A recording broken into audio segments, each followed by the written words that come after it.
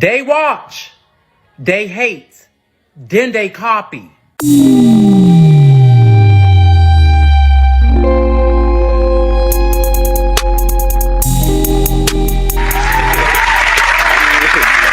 So to Red Lipstick Vibes, the OG in the fucking hole, in the fucking hole, in the fucking hole.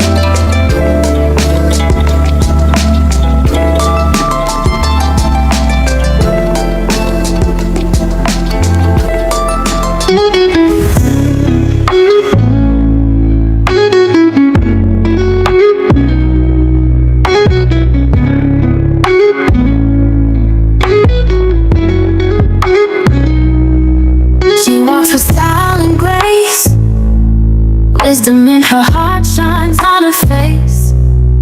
Every step is a lesson, every word a song, teaching all the young sisters where they belong. In her eyes is a light, in her voice is a truth, dripping gems of wisdom like a river overflowing with femininity. She's a timeless queen, she shines so bright, with style and grace and words so sweet, it makes you feel complete. She's a timeless queen with style and grace. Divine femininity covers her face, dropping gems from her mother's heart.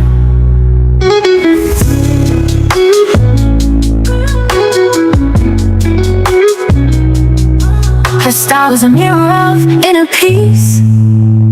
From her joyful soul to her red lipstick, she speaks femininity wrapped in elegance so fine. She's bold, She's divine. Jewels in her laugh, diamonds in her smile, teaching us to walk the extra mile. She's the treasure that all men seek to find. Every whisper, every quiet phrase, and a melody of life to guide our way. Whether the storm's standing tall, teaching us how to not fall.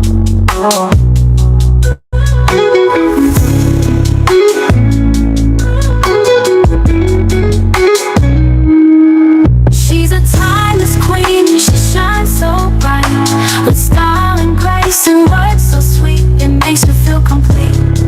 She's a timeless queen, with style and grace.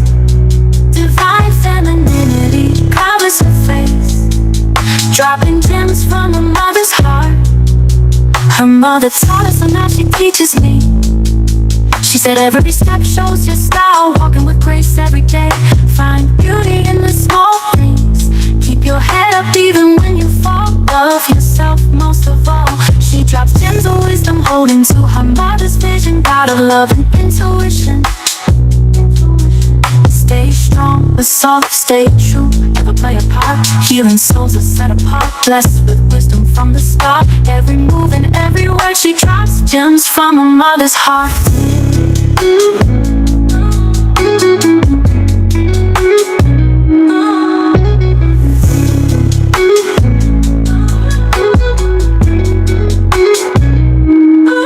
She's a timeless queen, she shines so bright, with style and grace and words so sweet, it makes you feel complete.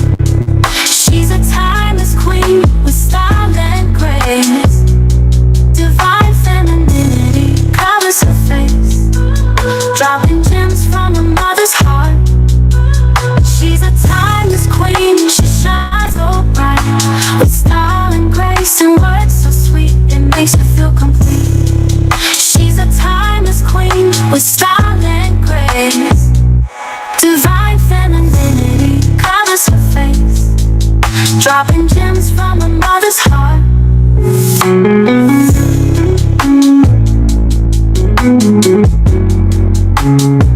She's a timeless queen, with style and grace. Divine femininity covers her face, dropping gems from her mother's heart. We're dropping gems from her mother's heart. We're dropping gems from her mother's heart. We're dropping gems from her mother's heart. Her mother gave a treasure, diamonds and rubies of wisdom. Now she giving us the gems her mother gave.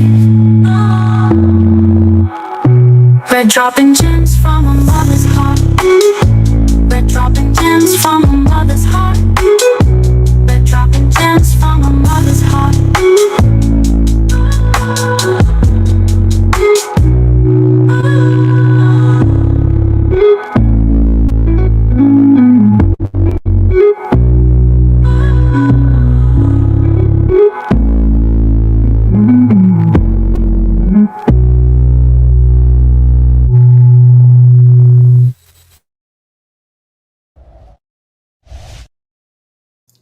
Hey everybody, hold on.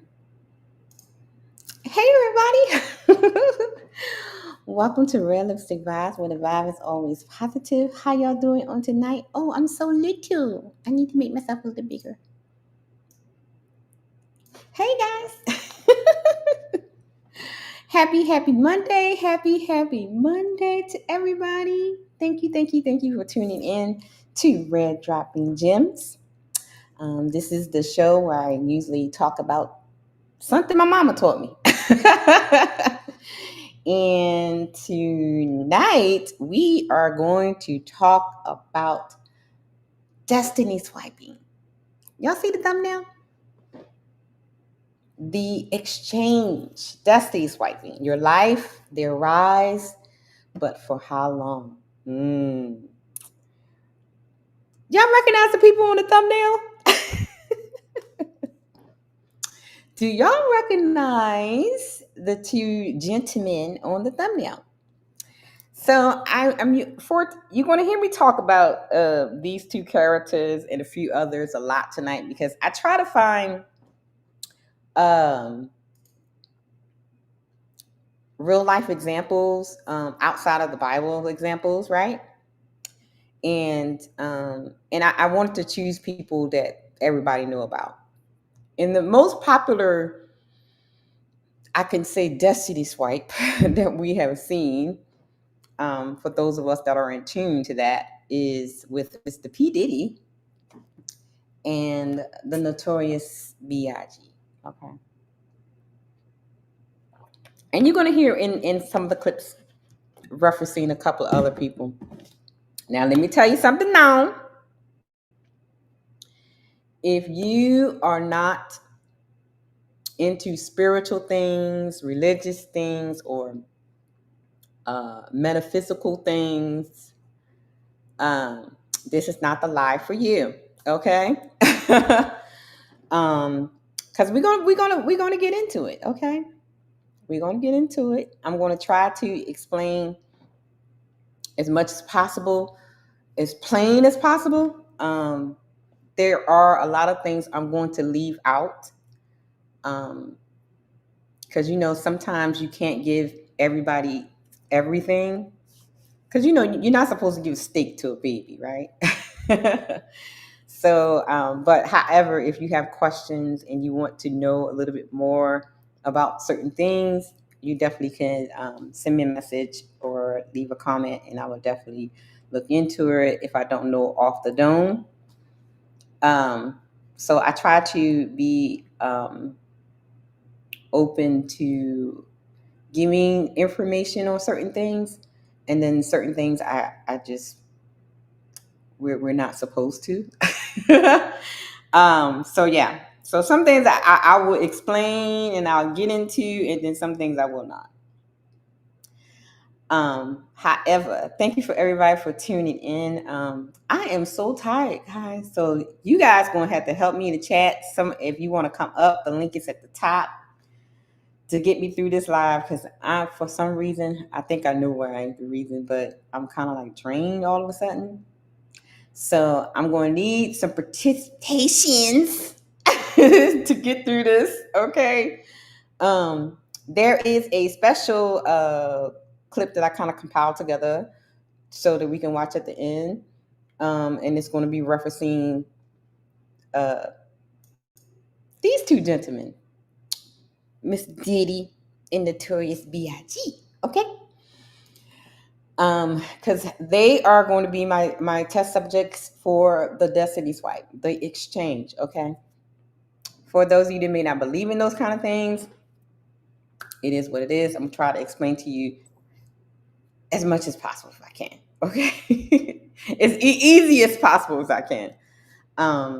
So again, make sure that you guys, make sure you hit the like button, share, subscribe, and all that other good stuff. Let me say hello to the people in the chat. I see the chat moving. Let me go back up to the top. We got TC Top Cat in the house. Hey, TC. We got my guy, D Degenerate, is in the house. Thank you, D, for coming through. And thank you for the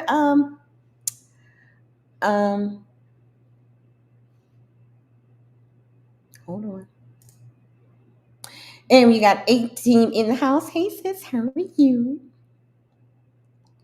Then we have CBZ in the house. Hey CBZ, and shout out to CBZ for he already started off the Cash App fund. Thank you for the $5 Cash App. Thank you. Is that right? Yep, $5 Cash App. Thank you. We got my girl Kelly in the house. Hey Kelly. Welcome. And you're welcome to join me if you want.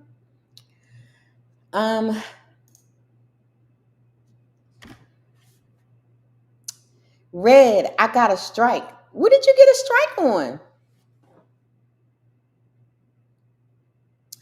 Did you get a strike on doing that review of Old Girl and Kevin Gates? Did you get a strike?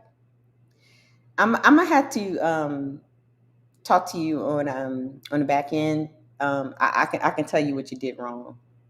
That's why you got a strike. Okay, but we'll talk about that another time. But shout out to you for being here.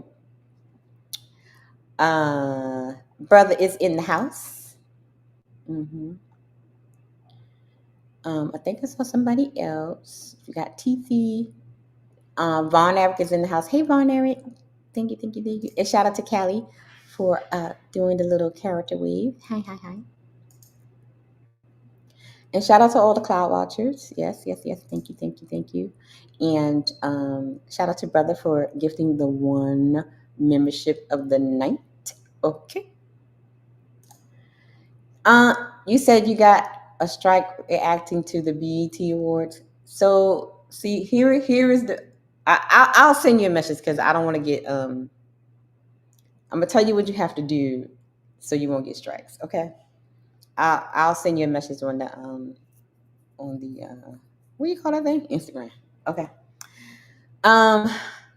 So yeah. So everybody, y'all know the deal. The goals are always the same. 10 memberships for, and the membership is only $2.99. As you know, when some of my bigger shows always go on membership only after the end of the show. It's only stay up for a couple of hours. So that's one of the benefits of having with the membership. And this summer, we're going to be doing exclusive content just for members only. So please join so that you will be able to get to the members only content. And also, we cannot forget the paper towel fund. Okay.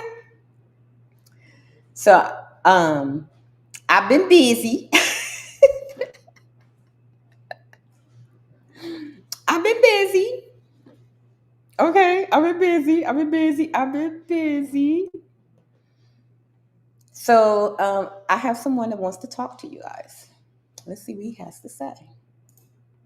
Don't forget to support the Paper Towel Fund on Cashapp, RedLipstickVibes. Okay. That was Caleb.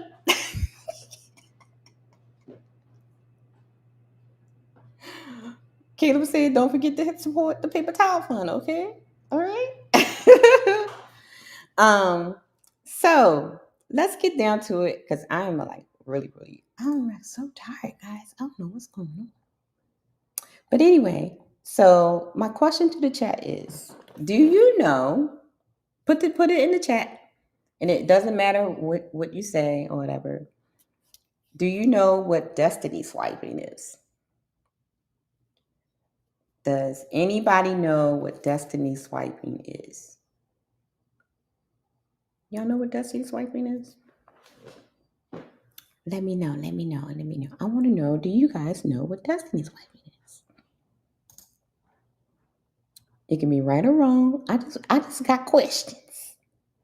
I just want to know, do you know what destiny swiping is? I'll give you a few minutes. Do you know what destiny swiping is?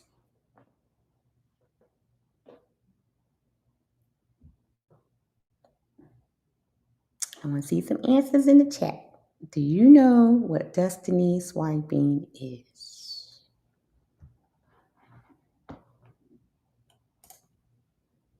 Or the second question would be, do you believe in destiny swiping? Do you believe in destiny swiping?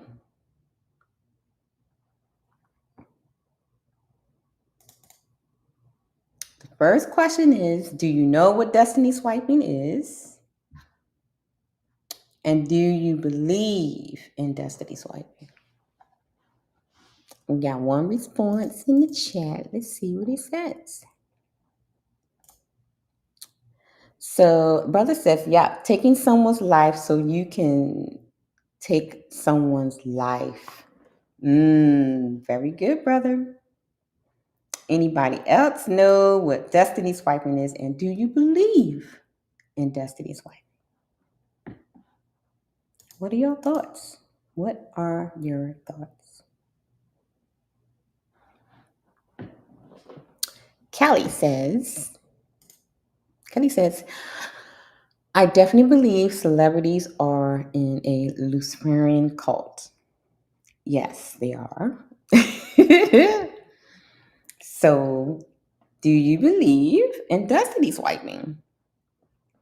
Outside of the celebrities, Do you believe that destiny swiping can happen outside of being a celebrity or in a cult? Because we always kind of associate those types of things, because a lot of times when people demonize things with things that they cannot understand, right? Hence, this, therefore, witches are demonized. People who practice hoodoo or voodoo is demonized because it's something that they don't understand, right? So Callie said yes. And TC says, alter one's life choosing. Oh, very good, TC. TC, did you chat GBT that? Let's stop. Kelly says, witchcraft is real. Yes, it is, very much so. And a brother says, heck yeah. Beyonce and Jay-Z, a whole dynasty of swiping couples. Ooh, yeah. We're gonna talk about that a little bit, just a little bit. Shout out to Miss OD. Yes. Shout out to everybody that's watching. Make sure you guys hit that like button. I was tired, okay? So y'all gonna have to get me through this, okay? Let me make me tiny, okay? Because we're about to get into it. Let me take away the chat, because we're gonna get into it. And I've been busy, y'all. I've been busy. I've been doing things. I've been learning new things and all that other kind of stuff. But let me remind you, because Mr. Kayla has something to say. I appreciate the chat, the cash apps, and the memberships. But Mr. Kayla has something to tell you guys one more time. Don't forget to support the Paper Towel Fund on Cashapp, RedLipstickVibes. Thank you, Kayla. I've been busy. I've been doing that. Hey, Tony Blaze. Thank you for coming through. Sis is in the house. I see y'all acting up in the chat. Y'all all in my business right now. I see y'all in my business. I see y'all in the business.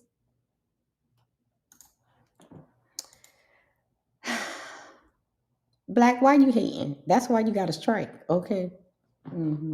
Keep playing. I told you about doing a hateration. Hateration only gets you, bad luck. Bad things happen to haterations. Okay. Oh, okay, brother. No problem. I'm getting ready to just do a little overview real quick. All right. Let's get a little into. I want y'all. So those who are tuning in, this is what we're going to talk about, and I purposely use the P Diddy and the Notorious B.I.G. in here. Okay, for an example. Yes. We're going to talk about the exchange, destiny swiping, and hopefully when brother comes up, he can talk about a little bit more, because that's his territory. He knows a lot of the people that's involved in this kind of the P Diddy and Biggie. I think he's tied to Biggie, so he can shed some light on a lot of things. So we'll get into that when we come up. So when he comes up, then we'll get a little bit more into the exchange, right? So let's get through the lesson part of the show. And I do have some clips for you guys to look at as well. So let's see what I have to say. Today, we're going to talk about destiny swiping. Destiny swiping is a concept rooted in spiritual, metaphysical, and sometimes occult traditions. It refers to a situation where one person's ordained or divinely intended life path is taken from them, exchanged, or interfered by another person, either intentionally through spiritual manipulation or unintentionally through soul ties, generational curses, and unguarded vulnerabilities. So let's break it down from different angles: biblical, spiritual warfare, metaphysical, psychological, and real life implications.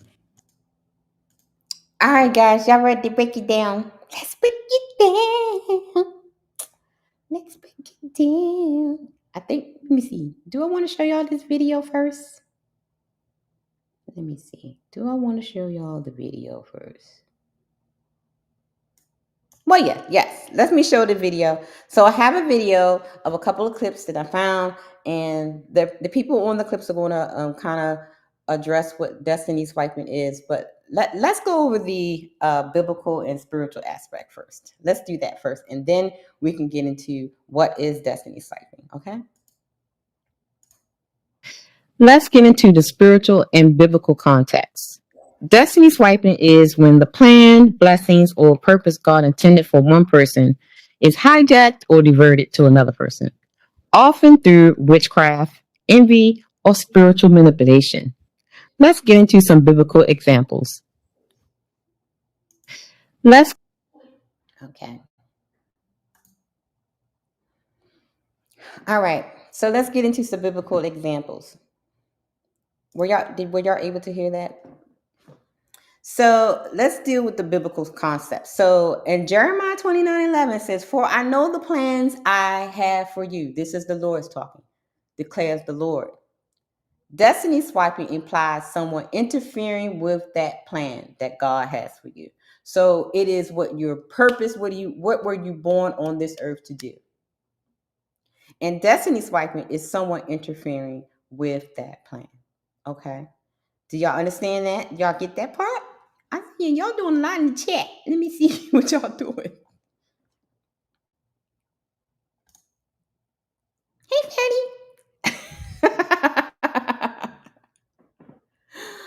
That's my little talking avatar.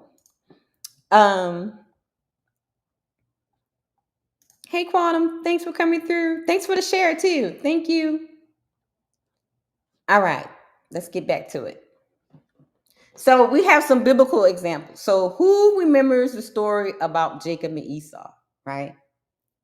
And you can find it in Genesis 27. So Jacob, through deceit, guided by his mama, okay, always had to be a woman somewhere. You know, that should be a show too. Why do women always got always getting the men to do something evil? Okay. So in this story in the Bible about Jacob and Esau, Jacob through deceit took Esau's birthright because Esau was the oldest, right? And so the oldest will get, a certain birthright and blessings from the father. And Rebecca, with her cunning self, went to her son Jacob because Jacob was her favorite, okay? And was like, you need to steal that from him. So what he did was, so Esau was he was more of a, how can I say it? Bigger in stature. He was muscular and hairy. He had a lot of hair, right? So because he's always out in the field, he did all the hunting and all this kind of stuff, right? So what he did was to steal his brother's destiny and birthright. He went to his father, who was partially blind at this time because he's like 100-something years old, right? He put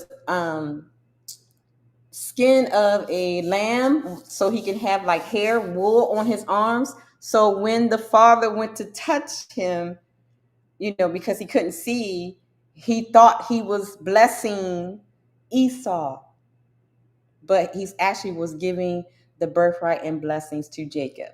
Jacob lied to his dad to get the blessing. He tricked his father into getting the birthright, right?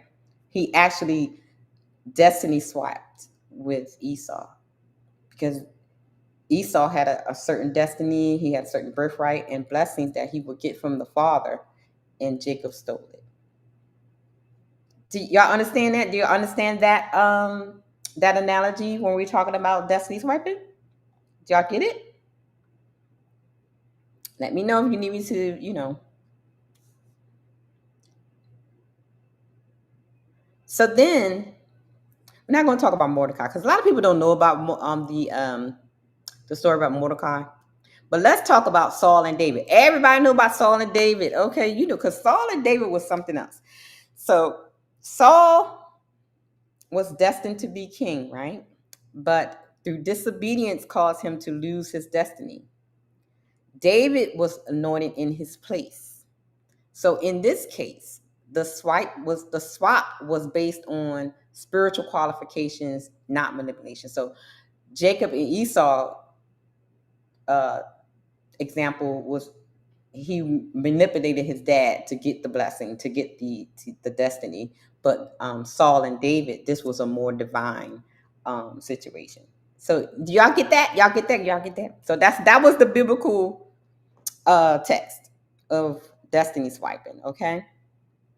So before we get to the types, I have a video I want to share with y'all. Let's see. We're gonna talk about. You know what? Should we do types now? Because that video is going to kind of talk about the types. Do y'all want to do a video now? Let's do the video now. No, let's do this first, and then we'll do the video. Okay, let's get into the types of destiny swiping. You have witchcraft and occult-based swiping, soul ties and emotional transfer, identity theft, voluntary trading, karmic interference, and bloodline trading. Let's break that down a little bit more. So here are the types of destiny swiping. You have the witchcraft and occult-based swiping. These are when your enemies or witches or people using spiritual soothsayers use rituals to exchange someone's blessings, glory, or success. Pay attention to that because we're going to revisit that when we go over the exchange, right? This may involve using names, hair, clothing, or personal objects on an altar. I'll talk about that in witchy hours one day. That's something totally, we're not going to talk about that today because that can get a little deep. Then you have soul ties and emotional transfers. And soul ties usually is the sexual exchange, okay? And we're going to hint on that too when we get to the P. Diddy's clips. When someone is deeply tied to a person emotionally, sexually, or through trauma, there can be a transfer of virtue or energy, favor, or potential. A woman tied to a toxic man may notice her life spiraling out of control, right? While his improve. And we have heard, I know I've heard people say, when somebody treats them bad or whatever, they'll say, oh my God, I'm out of control. I'm this, I'm that, I'm depressed or whatever. And it seems like the person that does evil are the people that are getting blessed, right? And we're like, well, why I'm always going through this and going through that? And they seem like their life is together and mine is not. And I'm the righteous one, right? And we hear people say that. And a lot of times this is what happens. That's it, right? Okay. Let me read that again. A woman tied to a toxic man may notice her life spiraling while his improve because her spiritual covering and grace were unknowingly given to him. So so people really don't understand what soul ties, and let me know if y'all want me to do a live on that so I can actually break down what an actual soul tie is, because I'll be seeing people talking about it and stuff. They don't know what the hell. And a lot of times when you put things like in Google and Chat GPT, they only tell you the liberal stuff or how the AI is calibrated to tell you. But there are a lot of things that you can't just look up online because it's not going to pop up unless you on some back pages or something. So let me know if y'all want me to do a deep dive in soul ties. Bloodline trading. Okay, so that one's a deep one. This is like a generational swapping. In some families, a child star or destiny is sacrificed unknowingly to benefit a sibling or elder. This shows up in families where one person excels unnaturally while fails despite more effort. And there's some other things we're going to talk about when we get to the bloodline thing too. So like the ancestral rituals, and we'll get to it when we get to it. Okay. And then we have identity theft. So now I know we're talking a lot about the spiritual things, but I know that a lot of you know people that do the identity theft thing. So we're going to get into the identity theft thing too. Then you have the karmic interference, right? In metaphysics, destiny swiping can be seen as a karmic hijack. One soul intercepts another energy path listen, because this is going to be important, because I know people saying, well, I don't believe in that, blah, blah, because it's all heebie-jeebie, blah, blah, blah. Okay, but listen to this part. In metaphysics, destiny swiping may be seen as a karmic hijack. One soul intercepts another energy path through envy. Let's say that again. Envy, because that's going to play a big part when we talk about the exchange.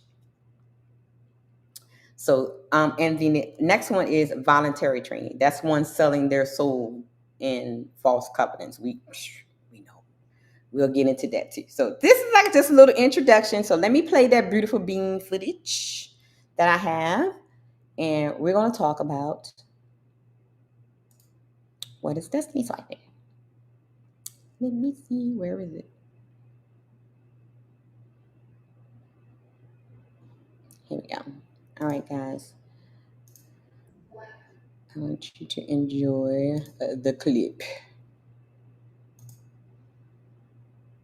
I saw the video of that man from New Orleans trying to bump elbows with that tourist. Y'all, that is destiny swapping.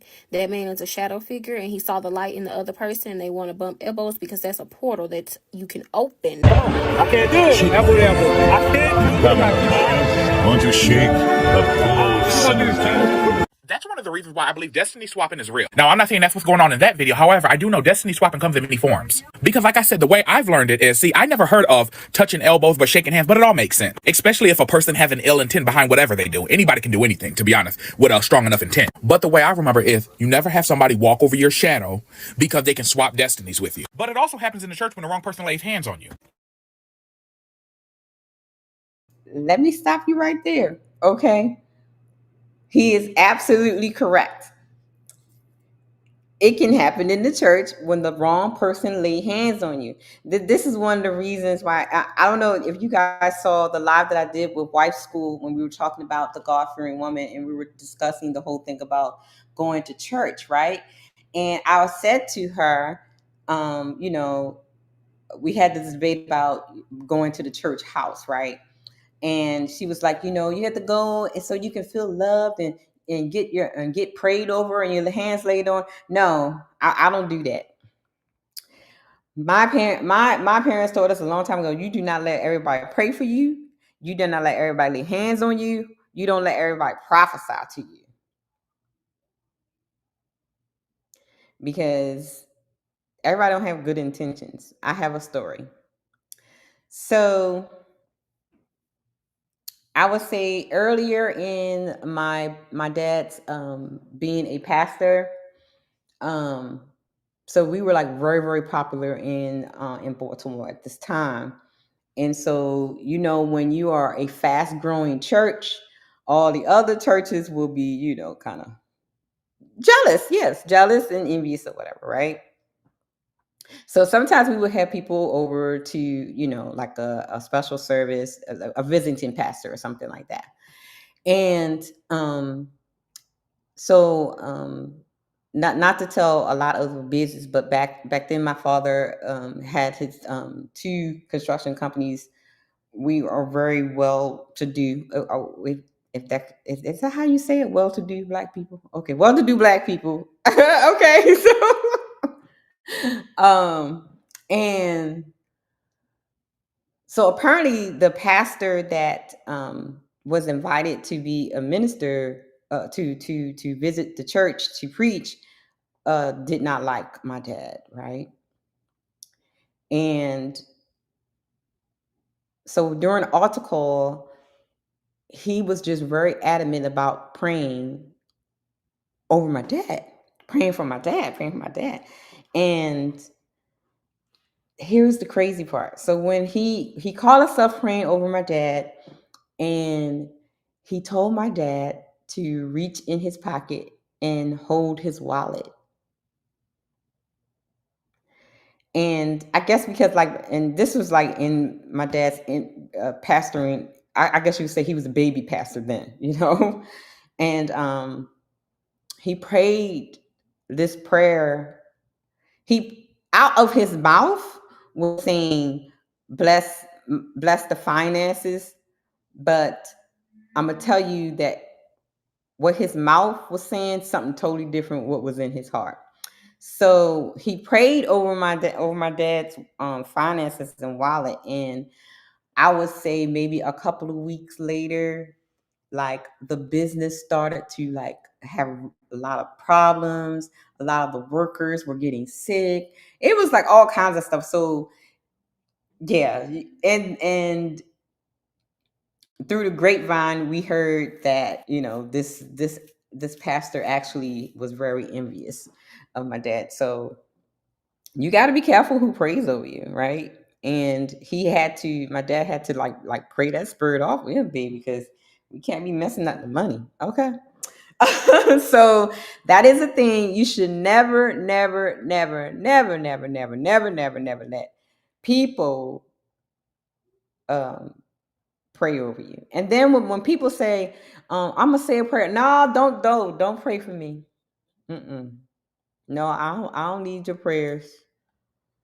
No, you can keep your prayers, because people's intent, child. People's intent, and life and death is in the power of the tongue. I know a lot of people don't believe that, but okay. It is what it is. Oh, and brother, and just don't eat anybody's food. Exactly. And the first thing people always go to is the whole spaghetti thing. Women that do the thing, the spaghetti thing. But it goes beyond that, guys. Like, you can't eat from everybody's house. I mean, look, just be careful, because I know a lot of people don't, understand or believe in things of the spirit realm or whatever. But if you sit down and think about it long enough, you'll start to believe. Because I've seen some things, baby. Okay, let's finish this out. And it also goes into the vein of, how the old school say everybody can't pray for you.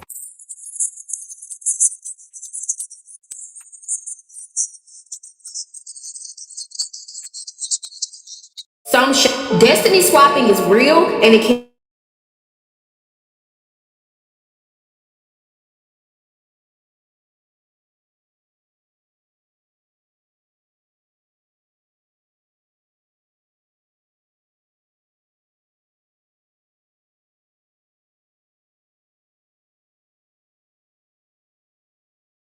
Did y'all hear the part what he just said about the spitting in each other's mouth? Y'all heard that part?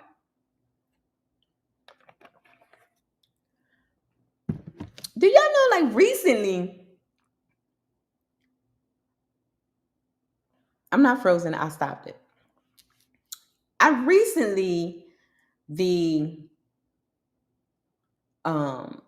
seeing a lot of rappers and singers and things calling women up to the stage and stuff, and they're spitting in their mouth. Have y'all seen it? Like, I seen Kevin Gates do it. Who is the other person?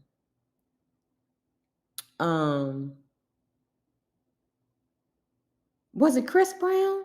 It was somebody. I seen a couple of rappers or somebody said, that they're starting to spit in these people's mouths and stuff. So that's kind of like, let's continue.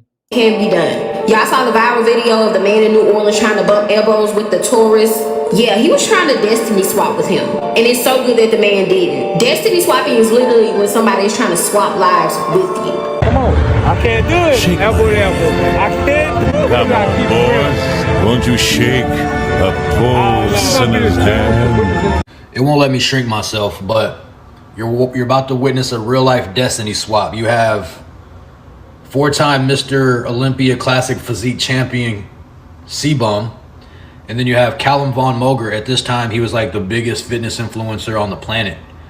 He just had those Arnold aesthetics and his whole look. They're about to rub elbows. He's going to tear his left bicep. Boom, there it is. And boom, destiny swap complete. C-Bum goes on to be the reigning classic physique champion after this. And Mr. Callum Von Moger goes on one of the craziest fall-offs in fitness history for fitness influencers. This was the first accident. Then he breaks his knee. Then his brother dies. His dog dies. He has drug problems. He has relationship problems. Everything just goes downhill for him after they touch elbows right here. Touch the elbows, boom. Bicep tear. Goes on to become the champion. Undisputed, boom. Goes on to lose all his gains. Financial gains, relationship gains, muscle gains. Just completely loses it. And people be getting you like that. They walk past. They don't gotta touch you. They can walk right past you. And the shadow that's hanging on them, that demon that's all on them, hop right on your shit. They got motherfuckers downtown called the shadow people. So when you walking and you walking past them, they shadow hop on your shadow. That's how they get inside your energy field. And shadow people are real, guys, just so you know. So, you ain't gotta just sleep with them, kiss them, touch them and all that. No. Not just Cassie, it's not just Kim Porter, it's so many other people. And by the way, in P. Diddy's case, the sodomy ritual, yes, the ritual that they use in order to conjure up. Pay attention to what she's saying. The sodomy ritual. And what is Mr. P. Diddy is known for? Sodomy. Taking brethren's booties. Like I said, when we were going through the types of destiny swiping, soul ties and energy transfer happens through sexual is like a sexual soul tie, right? Y'all, so y'all get where we going, right? So we do know for a fact that Mr. P. Diddy does do the sodomy ritual. This is why he drugs people and they wake up, they don't know what happened. All they know is their booty hurt. Okay. Energy, call it sexual magic, call it black magic, call it whatever you want, but they do that. Okay, so never think that it's crazy and people don't do it. It goes all the way back to Egyptian chimes. It goes all the way back before Jesus. It goes all the way back.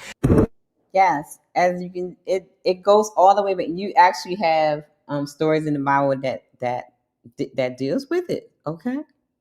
So this is not nothing new. This is not something that just came up out of nowhere. This has been in rotation for all of eternity. Okay. Here is one form of destiny swapping that we often do not talk about, and it's also a form of someone speaking a curse over you. When someone tells you, for example, this is why another reason why you should not tell people what your plans are. Y'all heard what he said? Did you hear what he said? This is one of the reasons why we always say move in silence. And we're going to get into that too when we talk about the signs and how to recover. Hey, GP. Hey, Lost Translation. The link is at the top if you want to join me. When I did the show on your vision and your purpose, right? Please go back and check that out. I made it a point to, like, sometimes you shouldn't tell everybody your business or what your plans are, what your purpose are, what your vision is or whatever. Even when it comes down to work or even on YouTube or whatever, right? because what happens is, and we're going to get into one of the types of destiny swiping, which is identity theft, and one of the main components of destiny swiping, which is jealousy and envy. Telling your business is one of the main things that will draw the succubus and energy vampires to you to swipe your destiny. That's why you shouldn't tell everything. So if like I'm planning to do something in the community, whatever, I'll post it maybe when it's about to go. Or you have an idea, or you have a idea of how you want your show to go, how you want to do you want to change your YouTube page or whatever. Don't tell everybody your business. Don't give them the blueprint of what you are going to do, because you have a lot of people that will pretend to be your friend, right? They will pretend to be, on your team, and all they're doing is sitting there taking notes to take your dream and your purpose and your vision and run with it. And you're going to hear a couple of stories to that fact. What your goals are, what you plan on doing. That's what they mean by something. You have to move in silence too. Let me explain something to you. For example, always pay attention to the messenger who's delivering a message. For example, you decide you want to go to school to be a CNA. You're going to go and get certified to do CNA, right? And somebody who's a current CNA tells you, oh, don't do it. I can tell you from experience you're not going to like it. You're not going to get paid much and all this and that. That person is trying to destiny swap you, and they're trying to speak a curse over you. They want you to subscribe to that fear of, oh my God, if I do this, I'm going to have the same troubles that they're having. Never do that. I'm going to tell you why, from personal experience. A lot of times when people have tried to talk me out of doing something because supposedly they have the experience and they can speak from experience that this happened to them, they didn't get paid this, they didn't get paid that. A lot of times when I went against what they said and I followed my first mind, I always prospered in that field. So that's what we mean by destiny swapping. You have to be very careful with, letting somebody destiny swap you and speak a curse over you. Two different types of destiny swap. So there's a destiny swap where someone is a sociopath. They have no identity. So they proceed to steal another person's identity. Like looking at somebody and really admiring them, like, I like what that person's able to do. I like what they do. So she is talking about how people will try to steal your identity, like literally steal your whole persona, how you carry yourself, the way you look, the way you talk, try to mimic your family, everything. Destiny swiping. So I have no identity of my own. I'm going through existential crisis and I have imposter syndrome. So I'm going to embody somebody else's character as Shout out to Angry Man. She said it. Imposter syndrome. Somebody trying to embody your spirit, your energy, the way you speak. This one has Aquamarine, Aquaman. Look at her. 3 hours later. It's so cute, like. Now, this is example, right? So this young lady, she was in the club making fun of the other young lady with her colored hair, talking trash about her and stuff, but the whole time she was envying her, right? So then she goes and do the same thing. That's wild business. And we see it, right? We see it all the time. I mean, y'all hear the intro, my intro, I put it there for a reason. They watch, they hate, and then they copy. But they can only be one me. Okay. Aquaman, look at her. 3 hours later. It's so cute, like. I love it. Aquamarine. Now that, ladies and gentlemen, is how people destiny swap. But that is not as diabolical as a person that would go to the extent of going to a soothsayer to tell what you have coming for you in future. So the regular type, that's like a sociopath type, is usually carried out by friends, family. They just see like you have a particular aura, or you have a particular energy about you. There's a way you do your things. They just make things, pop up for you kind of easy. So they're going to embody your character, copy the way you dress, the way you act, the way you speak, everything. So watch those people that are around you that copy you to the T. Like they start doing everything like you do it, talking like you, using your catchphrase, changing their hair color to yours, try to emulate your life.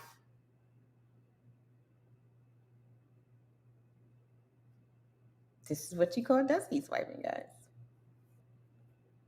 the point where it's even the foods you eat, it's even the people you would go towards, your relationships, friendships, the kind of people you would associate with. They basically want to take you out of your own life and insert themselves into your life. If they could peel off your flesh and wear it on their skin, they definitely would. Now, there's a type of person that would actually go to the extent of using black magic, which is people that have certain information on you, like your parents. So the person needs to know your parents' name, your background, where you're from, certain information about you.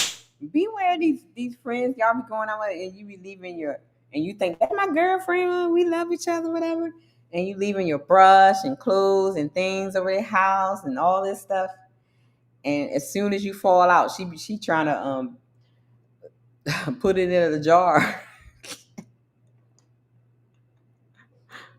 with some salt and grave dust, okay, when she mad at you.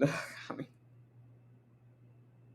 I'm just saying, y'all be careful with these people. And I know it may sound kind of spooky to other people and unbelievable to other people that doesn't believe in things of the spirit or whatever. But you will be surprised what people will do. And now that the internet has kind of normalized different spiritualities and voodoo, hoodoo, karmic work, tarot cards, so it's like the more out in the open now. You'll be surprised at how many people actually do call these people and ask for information. These people not on this internet are broke. These people on the internet getting money because it is the regular people that are calling these people for, they want to know about co-workers, family members, lovers. They want to know spells and all that. I'm telling you, these people are not on the internet broke. These people are making buku money, okay? So don't think that nobody is like really paying this stuff attention, because they are. And every time I go into TikTok, it's some, they out there. They just don't be in the dark, y'all. I'm just saying. For them to be diabolical enough to go to the extent of going to a soothsayer and asking, oh, what does this person have coming in for them, and then give it to me, or give it to my child, or give it to this other person. One thing about Destiny Swappers is they never have a unique look and are never looking like themselves. They never have their own look. They're always switching up their look to be like somebody else. To beware the people that always trying to be like somebody else, look like somebody else, wear wigs and stuff to look like somebody else, start acting like somebody. Beware people that always do a 360 every 6 months. Okay. I'm just saying.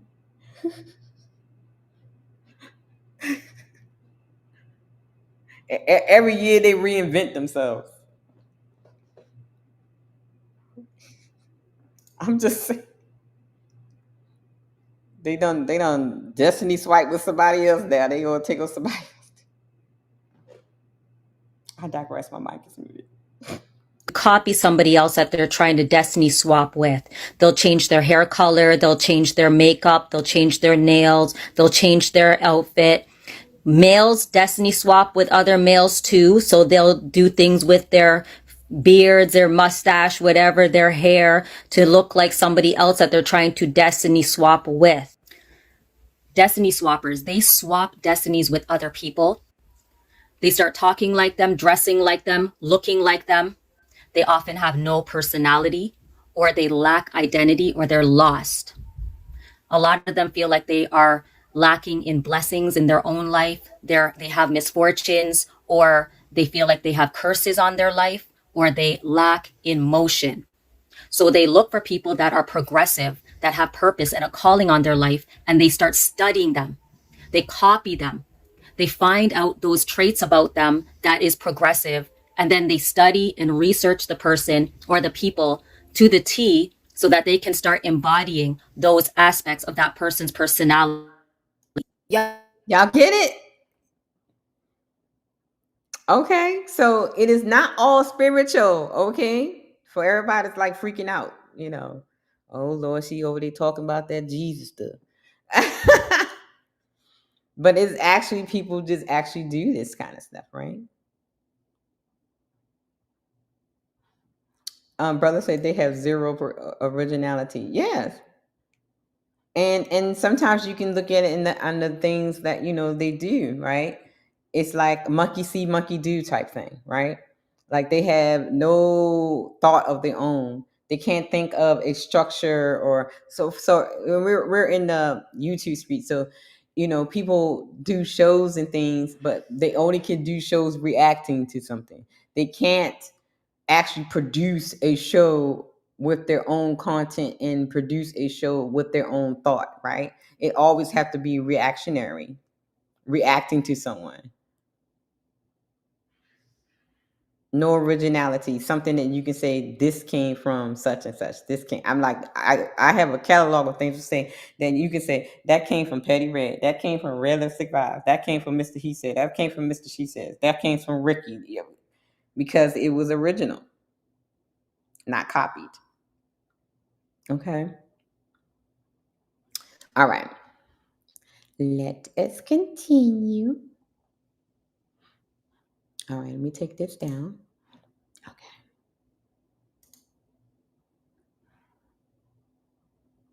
So now we talked a little bit about the biblical examples. We talked about the types, right? Okay, let's get it to you. We're going to talk about the witchcraft and the occult stuff really quickly, okay? And then we're going to get into the big one I want to talk to you guys about, because that is one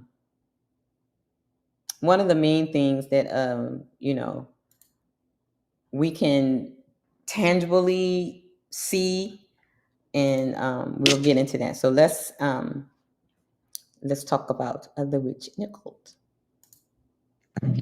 Let's dig a little deeper about the witchcraft and occult swiping. Here is where ritual destiny swiping happens, especially when it involves taking a person's life to claim their destiny. Y'all heard what I said? Make sure y'all keep that in mind when we talk about the exchange, right? You heard what she said. Here we go. Now, this is a dark and deeply spiritual concept found in occult traditions, African traditional religions, voodoo, and spiritual warfare teachings from the Christians. This is not metaphorical. It's the intentional and often ritual destruction of one person's life so another can rise in their place. It's intentional use of spiritual rituals or blood sacrifices. This terminates another person's life physically or spiritually, transferring their virtues, their star, their favor, their future, their success, their promotion, their fame, their wealth, and spiritual rank at the cost of another person's life. All right, guys. So let's talk about it. What is the ritual destiny swiping?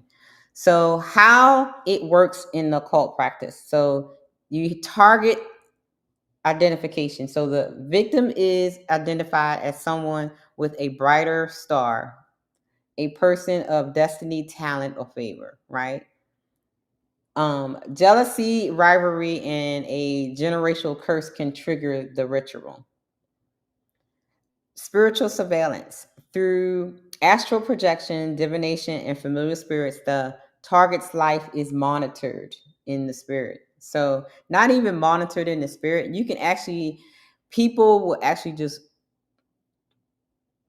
kind of like stalk you, right? They watch everything you do, every conversation, every live you go. I remember when Fatty was saying like when he would go over to places outside of this space, you have people that watches him like a hawk. They know exactly where he is, even though he hasn't even posted I'm over here or whatever. But because they are like monitoring everything that he does, because they're destiny swipe. They're ready to do a destiny swipe. They're ready to find out information so they can pounce on it first. So that's one of the examples I can give you. Through dreams, omens, and objects like mirrors and water bowls, you see their star. So the person, we'll get into that another time. That's a witching hours talk. Then here comes the sacrifice and substitution. The ritual is performed often with animal or human blood to offer the target's life in exchange for another's gain. Keep that in mind, because we're going to talk about that when we talk about the exchange. The one receiving the destiny may have to delete someone close to the victim, or even the victim themselves, through spells, poison foods, spiritual illnesses, or direct occult warfare, or we know have a person unalive. I would just put it like that, okay? Please keep that in mind when we talk about the exchange. Then there's a swap. The victim begins to decline rapidly. So here's what happens when a destiny. Remember, I was telling you the story about what happened to my dad. The decline financially, right? And if you don't catch it to reverse it quickly enough, then you would decline mentally, socially, and even physically. You see how people just get like sick all of a sudden and things like that. So then you have the beneficiary. They begin to excel, promotion, getting deals, getting money, cars, clothes, houses, all that. While you, the person that worked hard for everything, starts to decline, and you're wondering like, oh my God, like what happened? Why it seems like he got my life? Yeah. Common methods use blood sacrifice. That includes family members. How many times have you heard Mr. Kanye West say, y'all know what he said? He said that he did what to his mama. I know Unc 607 be saying the weird things, but I said he had his son, you know what, right? And some say Gilly did the same thing to his son, allegedly. And we can name a few other stars and stuff, that had things happen. So blood sacrifice is one. Eating, spiritual poison, sexual rituals. Keep that in mind. Sexual rituals, sleeping with the victim, transferring their virtue. And altar exchange. And see, and this is the thing that I see a lot on TikTok. I see a lot of quote unquote people on there that say they are witches and hoodoo priestesses and voodoo priestesses and stuff, and they're giving people rituals and spells for like the altars and stuff to do certain things. And one time I potentially saved this woman's life. Really, I did. The lady that was doing the TikTok, she was telling her to do a certain spell, and she told her absolutely the wrong thing. What she wanted to happen to someone else, she actually was going to do it to herself, because the person that was telling her what to do was telling her the wrong thing. And I quickly put in the chat, girl, don't do that. I'm telling you right now, that is the wrong.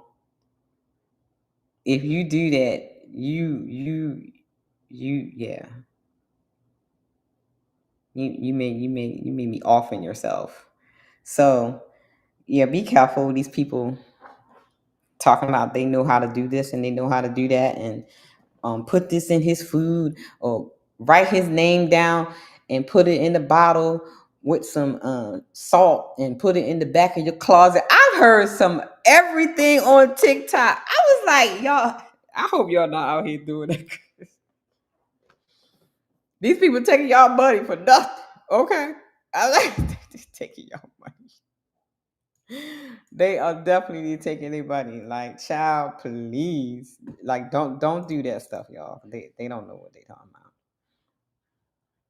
about. Okay, do I have a video? I think.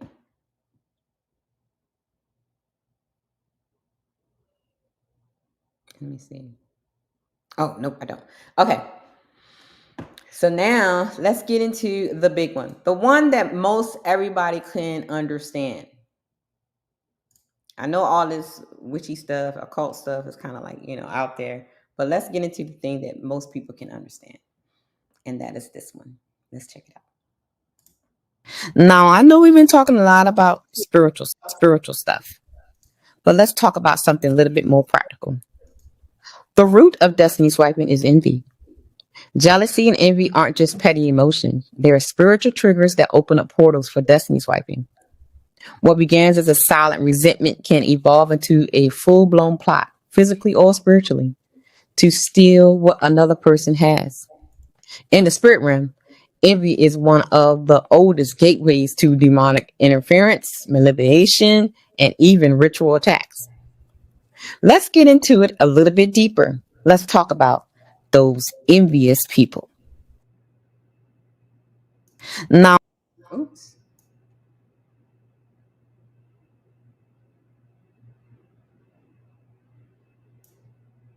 All right.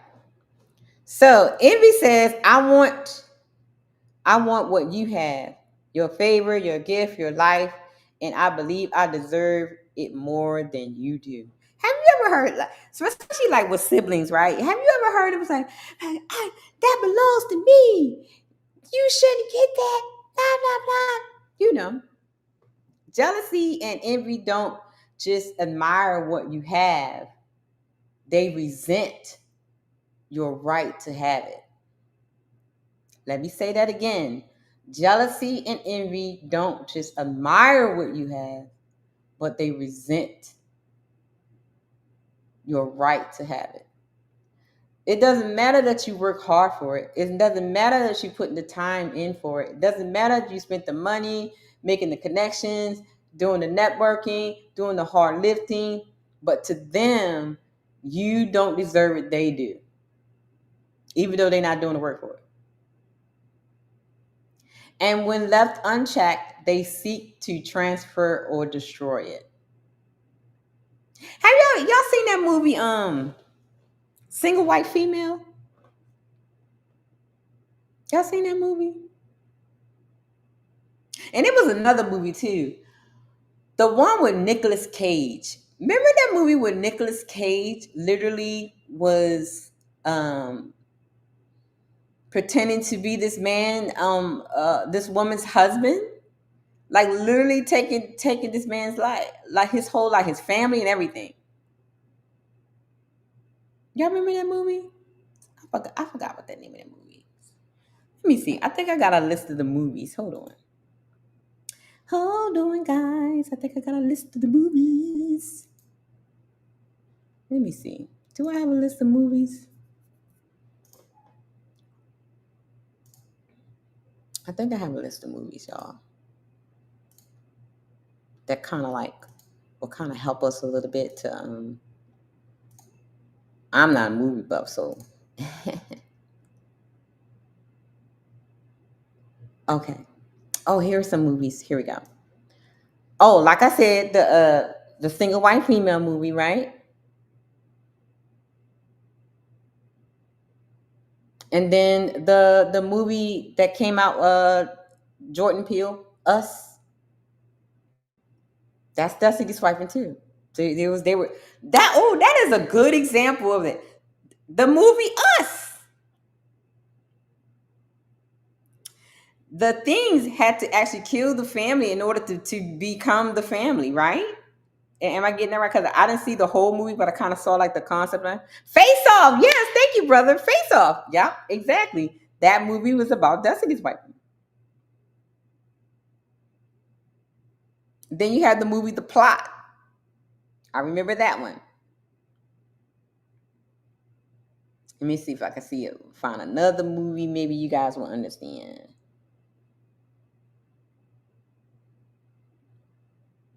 The Prince and the Pauper. I don't think I've seen that one before. The plot is a poor boy and a prince switch places. Okay. But y'all get what I'm saying, right? So the movie Face Off, the movie Us, then the Single White Female movie. There are a couple of movies that are out there where you're showing a person kind of like taking on another person's life. Oh, what is that movie where the girl had the girl locked in the closet or something? She had her locked in the She had a girl locked in the closet and everything. Okay. But let's get into some biblical examples of destiny swiping because of envy or jealousy. And the number one, and we should know this story, okay? The Cain and Abel story in Genesis 4. Cain was envied. Cain envied Abel's favor with God. So what did he do? He deleted him to silence his excellence. He got so mad and so jealous that he just, look, he was not about that life. I'm tired of you getting all the praise. I'm tired of you. Mommy is always giving you hugs and kisses. You always get the last piece of chicken. I mean, you never know, like all the stuff that probably would have set him off because he was envious of his brother.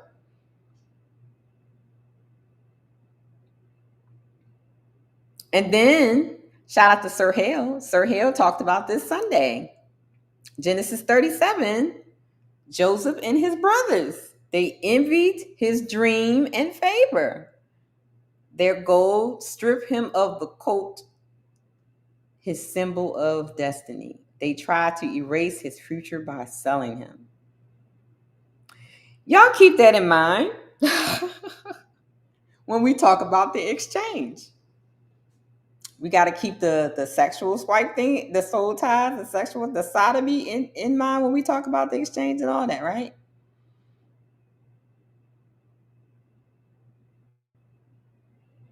Because all these things want to come into play when we talk about Mr. Diddy and the Notorious B.I.G. Then you have the story of Saul and David. Okay.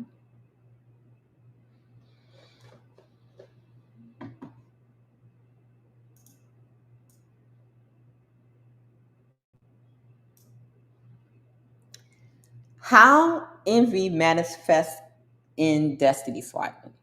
Okay, here we go. Monitoring and mimicking. You have somebody that is always watching everything you do. Shout out to the she know who she is because she watches everything I do. You think I don't see you in the spirit, ma'am? I see you. I already bound you. That's why you can't do anything but die. Okay. She know who she is. And that's why you can't walk now. Be careful who you play with. I digress. The envious person watches your life, ideas, dreams, even your speech patterns. They want to talk like you. They want to look like you. They want to do everything like you. They study you to imitate and eventually replace you. Here's an example. You had this girlfriend, right? And you with a dude, right? Okay. And she has all these negative things to say about the dude, but you love him, but somehow she just very envious of y'all relationship. So she always got something evil to say. She always like, girl, you should leave him, la la la, that kind of thing, right? And then when you break up with him, what happens?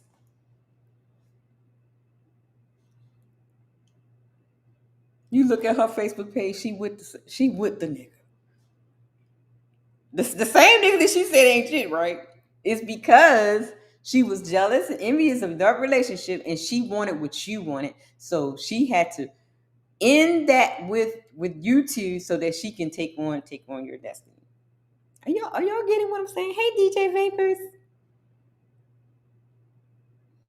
Okay, does that make sense? I got a clip, so I'm rambling, so y'all might. I got a clip so they can explain a little bit better. But let's look at spiritual theft.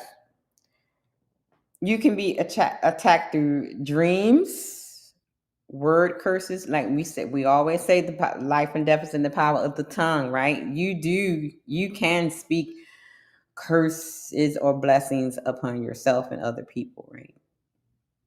That's why I was taught that you should always be careful of how you speak to your children, especially when they're growing up and you expect, for example, if you always keep saying you're stupid, you're stupid, you're stupid, you're stupid, you're stupid, you're just stupid, you're just like your daddy, you're stupid, you're stupid, you're stupid, you're stupid. Guess what's going to happen to that kid? They're going to start believing that they're stupid. And so then they're going to start acting like they're stupid. Because you embedded that in them, in their mind, in their psyche. You curse them. Okay? Witchcraft rituals, they aim to exchange your glory for their shame. They aim to exchange your glory for their shame. Clock that T right there. They aim, let me say that again. They aim to exchange your glory for their shame. Their life is falling apart. They don't have the results or the things that they want. So they aiming to exchange your success, your light,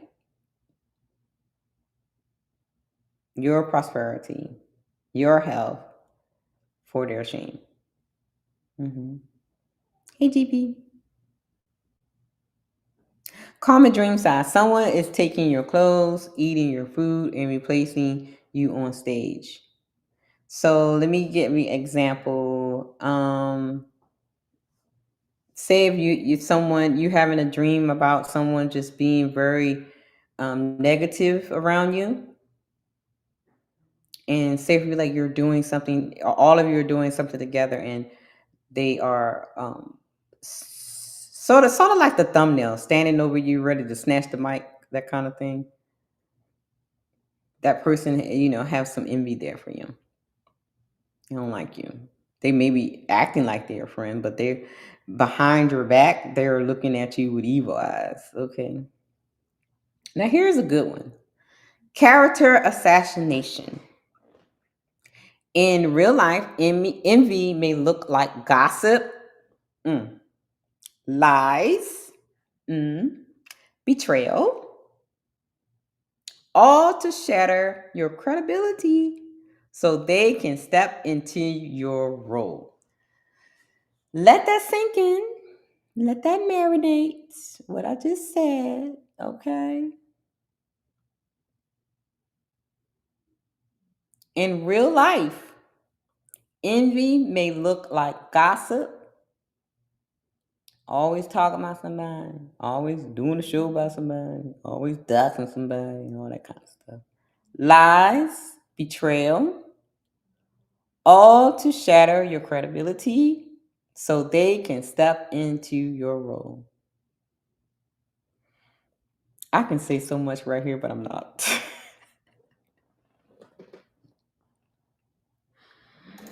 Hey, Jose.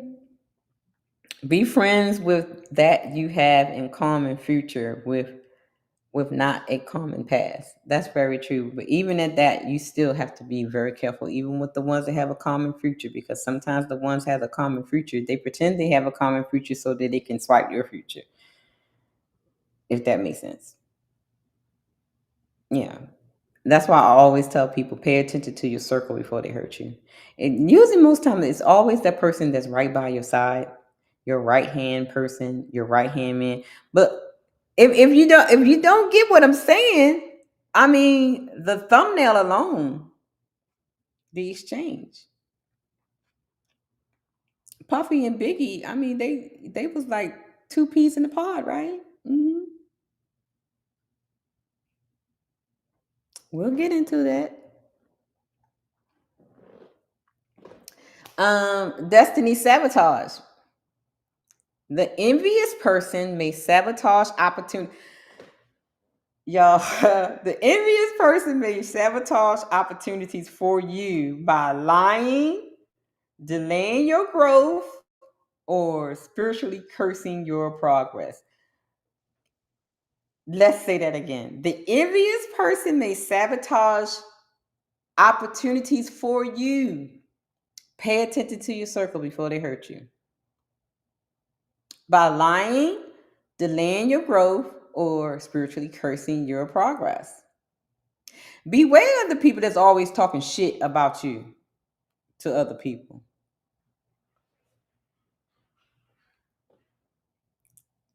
Beware of the people that talk about you in rooms you haven't even been in. Sends me on YouTube panels that you haven't even been in. Chats you haven't been in, but your name is all over the place. Sabotage. Nah, you don't want to go deal with them because they such and such and such. You don't want to go listen to them, you know. You don't want to subscribe to that channel. Because, child, let me tell you.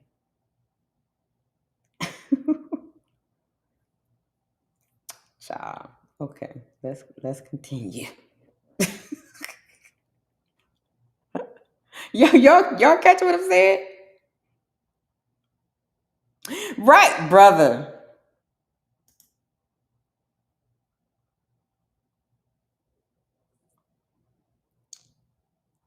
Beware of the people that listen. Beware of the people that listen.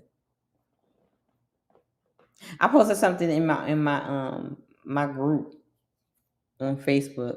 I said, I'm big on loyalty. I'm big on loyalty. And I adopted this philosophy from my dad. My dad is military, right? You know. He's ex-gangster, ex-military, and ex-pastor. Go figure that. Now he's just pimping. Shout out to OG Dad. Everyone that got a membership, put OG Dad in the chat, okay? But my dad always taught me that anytime your friends and your family are comfortable with your enemies, they're no longer your friends or your family. Your family. They become your enemy.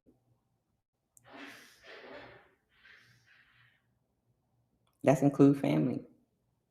Because anytime a person will sit in the company of people that you know that's trying to destroy you or hurt you, talk about you, and they can say, oh, but I ain't say nothing. I was just there, you know.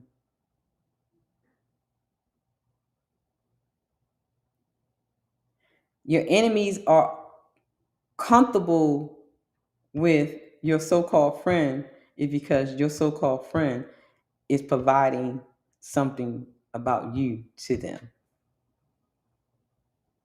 And sometimes it can be unknowingly. It can be unknowingly, and then sometimes they know what they're doing. Okay.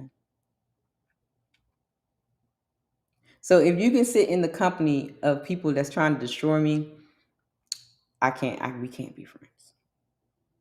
I can't. I'll speak to you, hello, whatever. But that relationship has now been severed because That's like sleeping with the enemy. And I would say, how can you be comfortable sitting in a room with people that are plotting against your friend? To me, that makes me think you're plotting against me too. I'm just saying. I mean, that's just what I was wondering. That's just OG Dad told me. So and therefore, this is where I get pay attention to your circle before they hurt you. Sometimes you have to pay attention to the circle that your friends have versus the circle that you have. You have to pay attention to the people that your friends associate themselves with, because dogs carry bones. Dogs carry bones. Let me say that again. Dogs carry bones. So you have to be kind of diligent, like, and then when you're associating yourself with different things and people, whatever, you always get the same birds of a feather flock together, that kind of thing. So you kind of have to be kind of diligent or vigilant in what people you hang around with.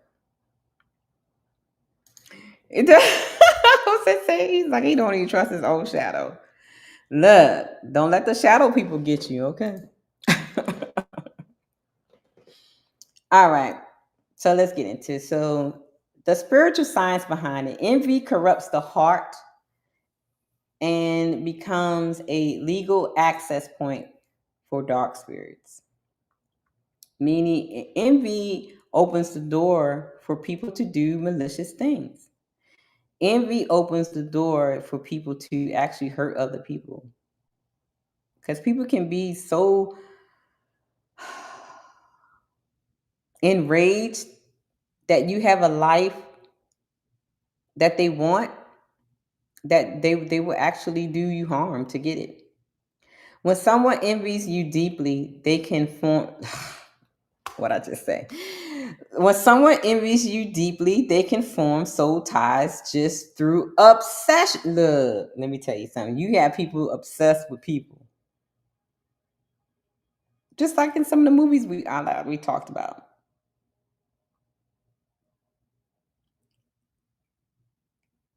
These emotional ties act as spiritual cords, channels the channels to extract your favor, energy, and even your health.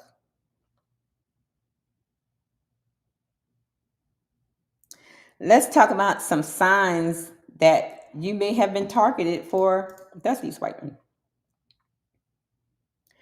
So we talked about this earlier. Stop telling all your business in your what you plan on doing. You share a dream or idea, and someone else gets the credit or success for it. So you share your dream, like you tell a girl, I think I'm gonna do such and such, and then 2 days later she do it before you can do it.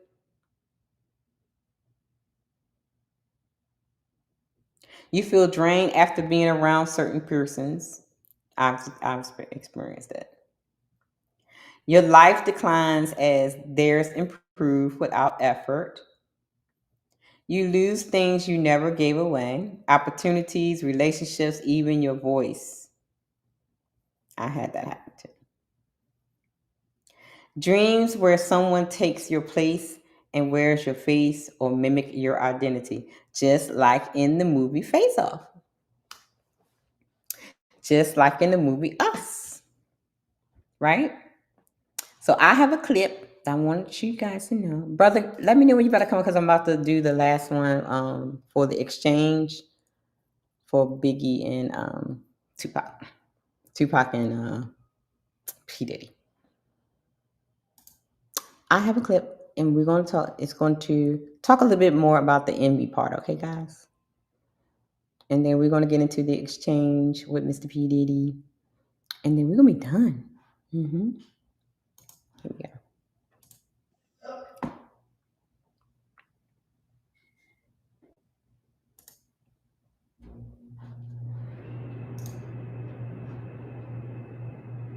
of the times, people, they don't want to be your friends. They want to be you. Facts. Ooh. They will come and be your friend, and then start telling you things that they don't like about you, telling you should change yourself. Then when the friendship scatter, now they become the person that they told you not to be. The way he moves now is me. If you see him five, culture. That's kind of what kids be complaining about. Yeah, it's me. If the way he acts is me, the way he portrays he himself ran off is with your me. whole persona. He took my whole everything, but he don't know how to do it. He needs me there to say no. Like, you hear that? So he's saying like the other rapper, he took his whole persona, his whole how he talks, walks, dress, everything. So when he's looking at him on stage, he's looking at him. Like he just literally just took my life. You still have to grow in it. Right. So he's me 5 years ago. Some people aren't just jealous of you. Some people are actually trying to become you. Destiny swapping. Destiny swapping is when somebody tries to steal your calling, hijack your blessings, and actually take your place in this world. It's that friend who's always copying you, then suddenly they start glowing. When I'm basha and you're breaking out. The cousin who prays with you but watches your every move. The lover that studies your purpose, then the next thing they're acting like you. It's not envy, it's obsession. When they can't be you, they try to swap places with you. Oh, didn't I just say that? Didn't we just say that? When someone images you deeply, they can form soul ties just through obsession.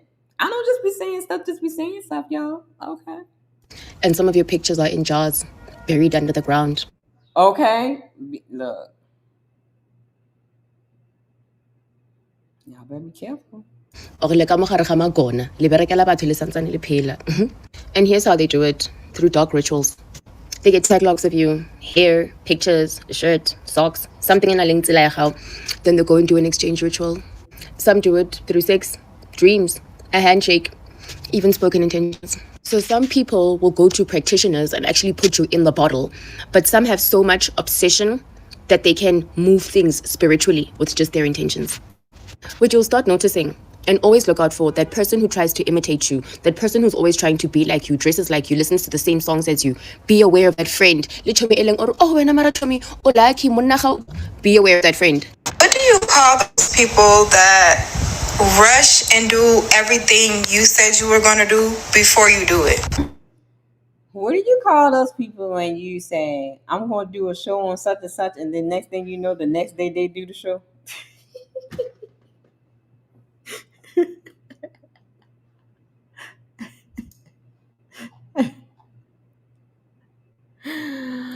GB says, hold up, dreams. How does that work? That has to be a witching hour show, GP. I can tell you how that works. But let's continue. I have a direct experience with this to the most extreme form, okay? Listen to a person who has had this to the highest degree, okay? It started off as a friend, she wasn't a good friend to other people, but we was cool, And we have two completely different ideologies. That's what makes this whole thing so weird. Like, she is clearly all baddie aesthetic. Like, our conversations consist of her getting a rich and marrying for money, and she ain't got time for that love stuff, and woo, just hear me. So it started with this dude, right? She swore he looked like a Neanderthal, ill, like she was using him for whatever, blah, blah, blah. At this stage, I was talking to my man. We was talking about getting married. We was going to go to the courthouse. I had told her we was going to go on a cruise for our honeymoon. Like, just gave her a layout of basically what I was going to do. See, pay attention what she did. She gave this woman a layout of everything that she was going to do. Pay attention to the verbiage now. Let's continue. I kid you not, 2 to 3 weeks later, she was getting engaged to the Neanderthal child. I didn't even feel no type of way because it was just funny to me how it was happening. She gets engaged. She tells me basically what I told her. Yeah, we're just gonna go to a courthouse. Mind you, this is the person who has always talked about the money, having an extravagant wedding. Like, we're polar opposites. But I guess all that went out the window when she seen I was moving. She got engaged before me, married before me, and then even when we stopped being friends, I noticed her honeymoon was on a cruise. Destiny swappers are opportunists, and they come in 2 types. Now, the first type wants to be you. It's more insidious, gradual over time. They're more than likely to become your best friend so they can spend a lot of time with you. Learn your outline, copy your sauce, know who you know, eventually discarding you when they feel they can be a better you after gaining so much off of you. And if you want to know more about this type of destiny swapper, I have it as a pinned video. Now, the second type of destiny swapper is more aggressive because they don't want to be you, but they want your lifestyle, especially if you have a provider man. They'll come to your house, they'll meet your man, they'll make an effort to become close to your situation. So when the opportunity arises, they can make a play to step into use. Or if there isn't a way for them to get close to your situation, they will covertly or overtly let your husband know that they want to get close to him. What just smell like Charles? And I'm like, that's my calling card. Because now, bitch, I know you people husband. I know you do it as a sport. And now you don't bring my husband in it. I gotta check you on that. Do not let people trick you out of what you're supposed to be doing. There are people who know who you are, who can foresee what is coming in your future before you do. Sometimes it takes us a while to really acknowledge how great we are, and we allow other people to dim our light, to make us think that we are something else, to try to put their own narrative and twist who we are so that we don't become who they know that we can become. I don't say this out of fear. I don't say this out of timidity. I don't say this out of expecting everyone to be an op. That's not the case. But you need to be able to discern what people are trying to do with your involvement in their lives. No one is obligated to have anyone in their life. So if someone is choosing to have you around, you really need to take a step back and think about, why does this person want me here? Does this align for the vision that I see for myself? Is this something that I agree with? Is this something that will be beneficial and nourishing to me, or will it just serve them? But people who only want to serve themselves are the most selfish people that you will ever encounter. And those are the people that you need to stay away from. 5 ways to find out who is destiny swapping with you. 1, in my opinion, the first thing that you should do is tap into your intuition and see what your intuition has been telling you. 9 times out of 10, it's probably them if you're feeling it. 2, if your intuition has already been pointed to a certain person, then next you need to pay attention to the red flags and kind of do a review, if you will. If it was in the past, who was befriending you trying to be all nice and sweet out of nowhere? If it's Pay attention to, let me tell you something. Pay attention to that when all of a sudden you got some new friends and stuff. And people that didn't really mess with you or like you like that, and all of a sudden they want to be all lovey-dovey and, yeah, girl, I've been minding. No, look. You better pay attention to that crazy stuff. Look, Look, the bridge is closed. There we go. It's current, same thing. Who is trying to butter you up? Who's trying to get all in your business but won't tell you theirs? Who do you feel uneasy around? 3, pay attention to who copies you. Pay attention to people. They want you to tell all your business, but when it comes to their business, they hollering pineapple. Pay attention to the people that love it when you tell all your business, but then when you talk about their business, they want to scream pineapple. Let's continue. They say for some reason that imitation is a form of flattery, but I think they lied. If someone is suddenly dressing like you, acting like you, does their hair like you, talks like you, I mean, these are red flags, y'all. Like all of a sudden they feminine and submissive. We got 4, ask God to reveal them to you. Super simple, but super effective. Now, for me personally, I like to get a little bit more specific. A lot of times I will literally ask God, the Most High, anyone on your spiritual team, reveal this person to me in a dream. Show me the first letter of their name. If there's a certain song that reminds you of them, ask Spirit to send you that song this week. And I promise you, if they're the ones, you will get it. You will hear it. And be still. A lot of times we're just too busy and we just miss all these red flags. Be still. I promise you, they want to help. 5, potentially is still in your life. Pay attention to the conversation. And in that conversation that you have with them, if you lose your train of thought, it's not a good sign. It just isn't. And me personally, that's a sign of a hidden enemy. And I mean, that's pretty much the same thing. And if nothing else, they just can't be trusted. Anyways, I hope these tips helped out somebody out here. All right, that was envy and identity swapping, y'all. I have a guess. Brothers in the house. What up, sis? What's good? You on me? What's up, brother? What's up, brother? I'm good. I'm good. What do you think so far? What do you think so far about the destiny? Good info. Look, I tried. Look, I had so many slides, and so I condensed a lot of it stuff, and a lot of stuff. I said, you know what, I'm gonna have to do a series on because this is kind of like an overview time, sort of like, you know what I'm saying? Because it's a deep rabbit hole, you know. Especially when you're talking to people that because not everybody. Look, I'm about to choke myself. Not everybody believes in things of the spirit realm and stuff like that. And so it's kind of hard to kind of talk to them in layman's terms. So I wanted to make sure that I put the envy piece in it. That that is the major component of a person's destiny swiping in it. So people can actually relate to that because everybody has somebody that either they have been jealous of someone or someone's been jealous of them, so they can kind of relate to it or whatever. So what do you think so far, brother? Dope.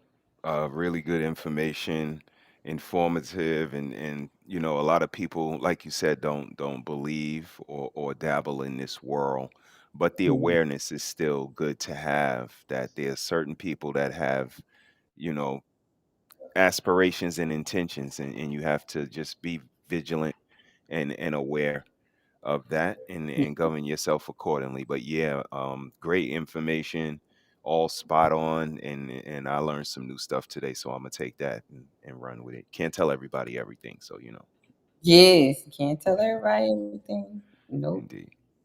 That's a big thing. So let us go through the signs and how to recover, and then we're going to get into the exchange. All right, let's see. Let's see what I had to say. I know we've been talking a lot about the spiritual side of destiny swiping. So let me give you a little bit of modern science of swipe destinies and how it could happen. Let's take a look. I know about the spiritual side of destiny swiping. Uh-oh. I want to stop. Oh, here we go. Let's take a look here. All right. So here are some signs of swap destinies. Sudden, unexplained decline in finances, relationships, or purpose. Repeated patterns of failure right before a breakthrough. Feeling out of place, misplaced in life, as if living someone else's life. Because a lot of times when the person destiny swipes, you end up with their life and they end up with yours.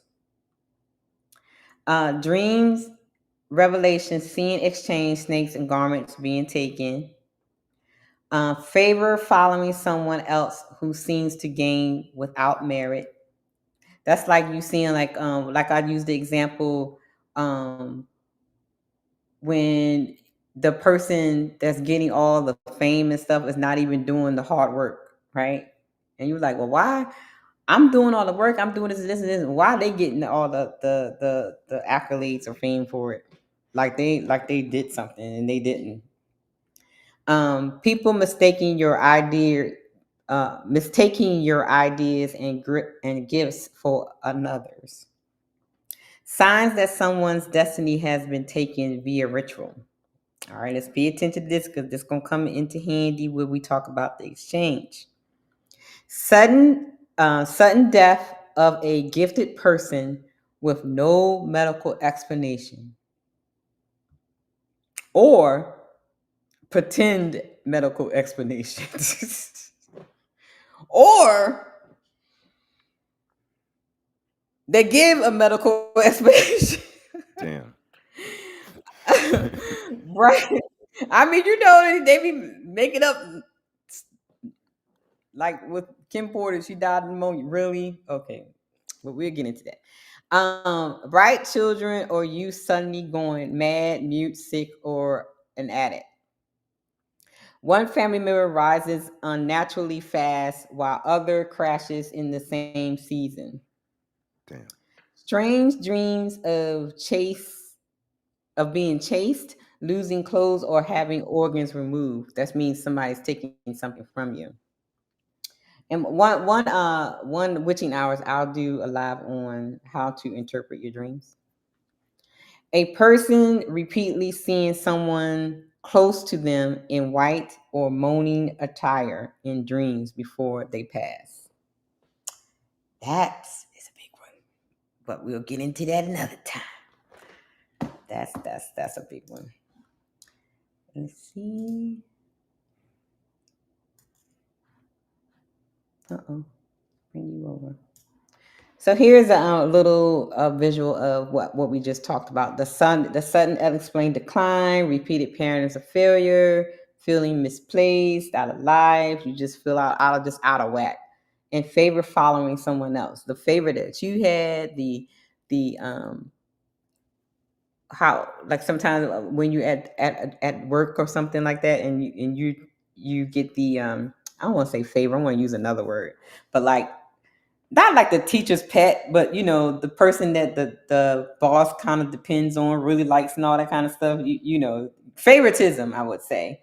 But all of a sudden, this person is getting it, and all of a sudden, you're just getting all of the bad, negative stuff. All of a sudden, like, wait a minute, I'm still the same person. I'm still doing the same work. I'm still doing, like, what's happening right now.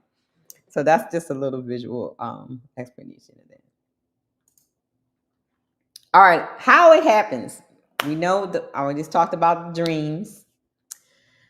So then you have birth covenants, a spiritual covenants from birth, and ancestral deals and dedications. Brother, I talked to you about that one.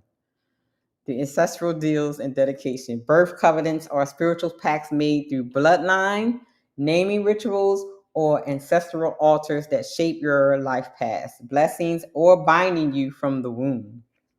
Damn. That's crazy. Unguarded vulnerabilities, bitterness, fornication, and envy.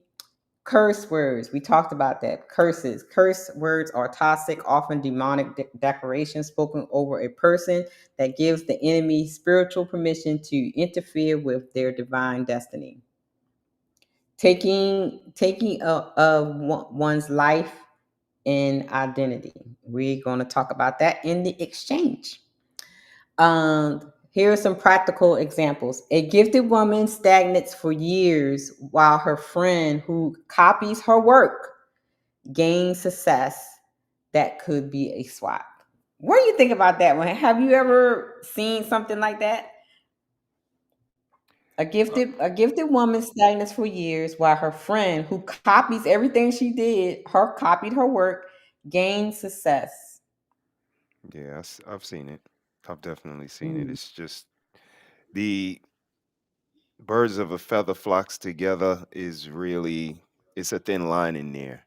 Like you said, you got to look at people's aspirations and intentions sometimes, because they can be faking similarities, faking these commonalities to get in, and then kind of like take what you got. So it's Right.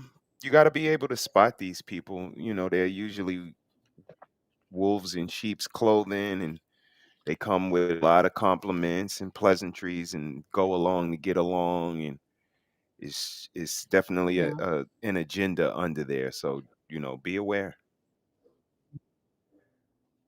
Yeah. And here's another example I thought was very interesting. A man loses his job, family, and mind after an affair, while the woman thrives off his downfall. What you think about that one? God damn. I mean, we see that a lot. We see that a lot. Yeah, they be balling, baby. Okay. And he's sitting back just crying and all kinds of stuff. But Going through it. okay, so yeah. So here are the signs, and now let's talk about the recovery. So then we get into the exchange. Now, babies, y'all know how I do it. After I give you that information, give you some time to do some reflection, and then I always come with some tips, tricks, and resources that will help you along the way. Let's get into some how you can recover and how you can prevent somebody from swiping your destiny. Swiping, no swiping. Swiping, no swiping. So, of course, it starts with if your destiny is unknowingly offered or traded. This is when you're talking about the bloodline trading and generational curses. By you or your ancestors, repent and renounce all agreements spoken emotionally or spiritual. Prayer and fasting. You must engage in deep deliverance prayer, sometimes throughout the midnight intercession, or with the help of a strong spiritual leader. And the scripture for that is Isaiah 58:6. And for those who are that's not religious or adhere to a denomination, just basically meditation, centering yourself, can work in this place if you're not religious like that. A covenant reconnection, reconnecting with God's original covenant for your life. And that goes back into when I was talking about knowing what your purpose and your vision is. And that's a way you can reconnect. So really dig deep and understand what you're supposed to be doing in life and reconnect with that. Ask for divine restoration, restitution, and replacement. And here's a big one: cutting soul ties and closing open doors. Sever emotional, sexual, and unhealthy connections. I think this is one that people have a problem with, is, cutting these connections off. Break free from enabling people who benefit off your dream state.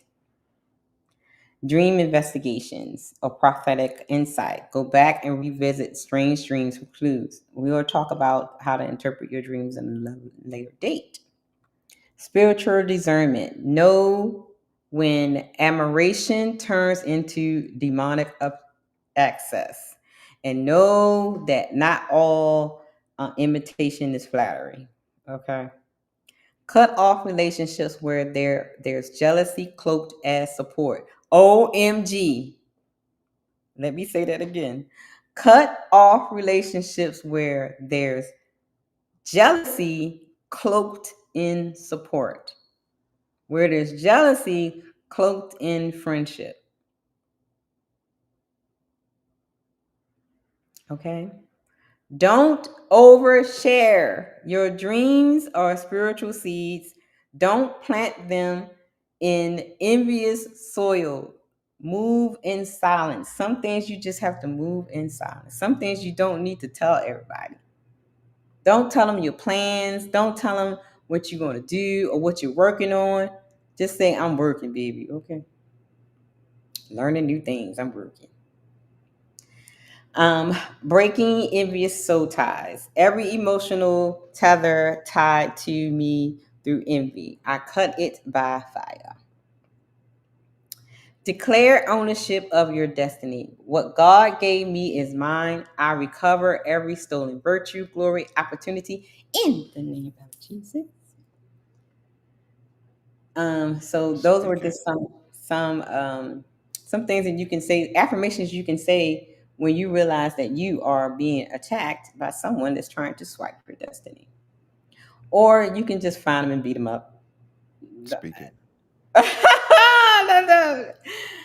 Y'all didn't YouTube, I'm just joking. Okay. Yeah, it's just layings of the hands. We just laying hands. That's it. Praise the Lord. So that was some of the little tips on how to recover from it. So basically just centering yourself, coming to the understanding yourself, and reclaiming your purpose and your vision in life. Okay? Let me see what y'all say anything in the chat. Yes, Jose said keeping your circle small. Facts. Then he says, I never thought about that. Look at your friend's friend. Yes! You have to look at your friend's friends.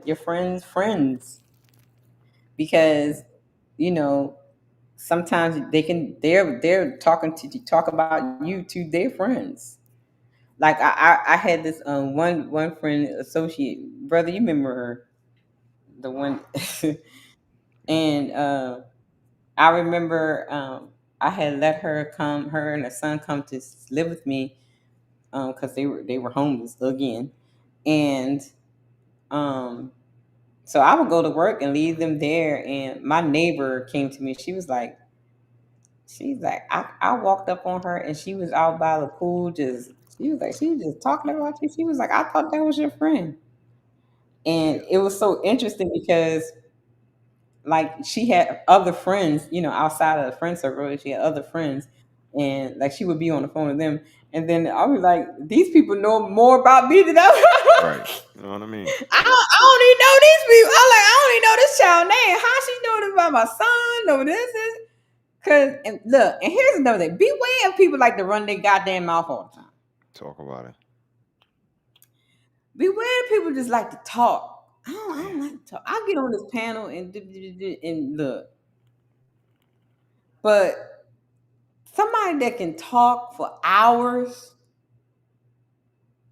on the phone, child, beware the people that can run their mouth because they will run out of things to run their mouth about.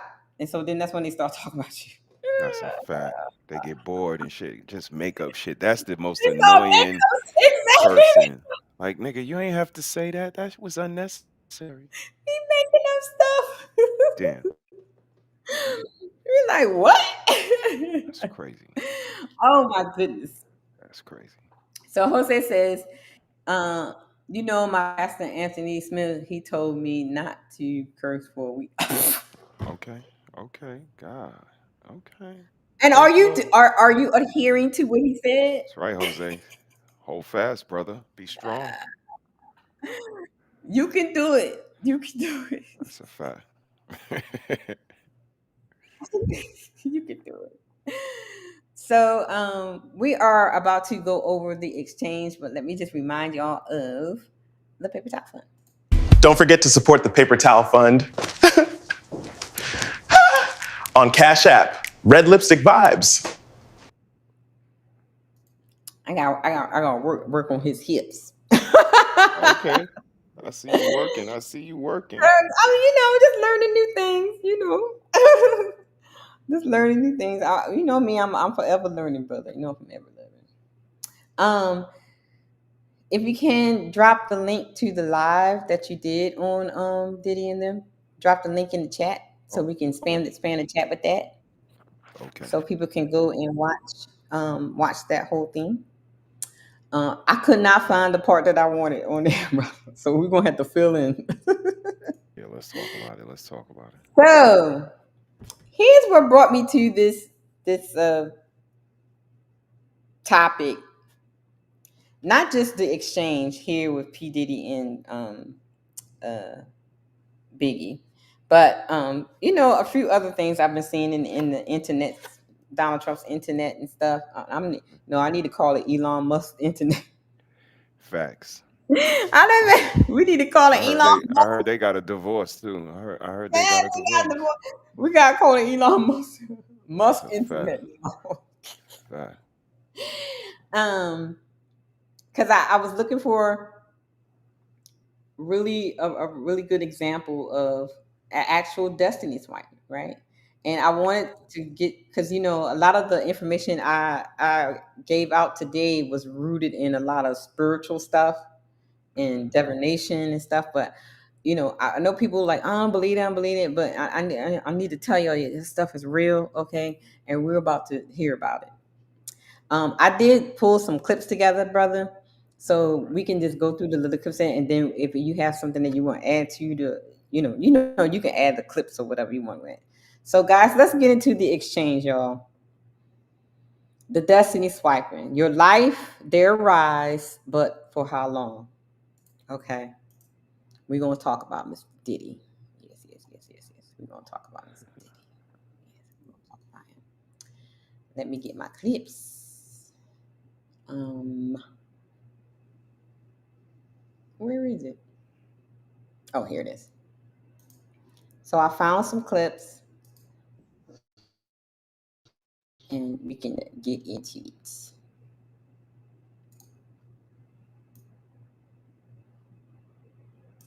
All right.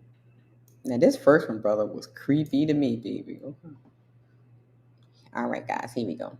Took me out of a dangerous game, you know what I'm saying? I mean, I was selling drugs real hard, When I got the record deal, all I got cut short. So it's like he Jesus to me, you know what I'm saying? Because he just saved me.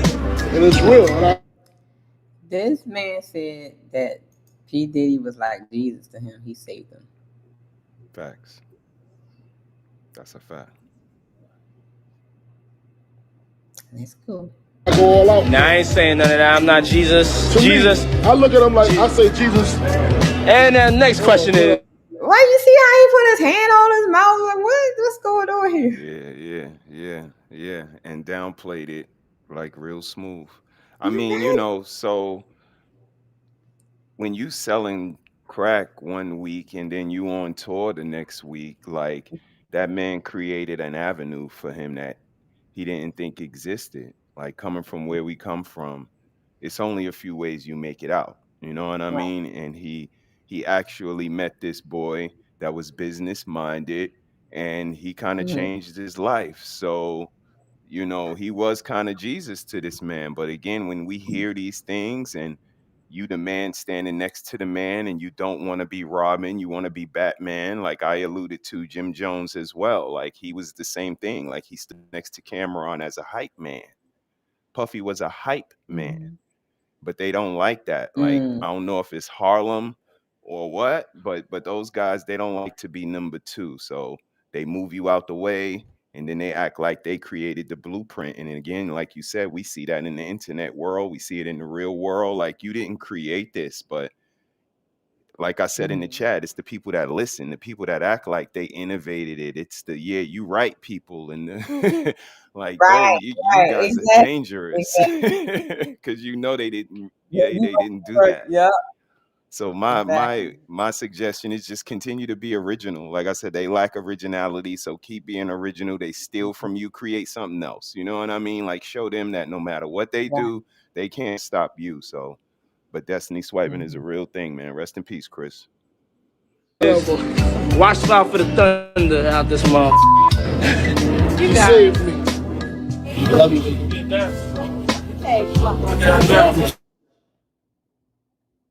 What are we doing right now?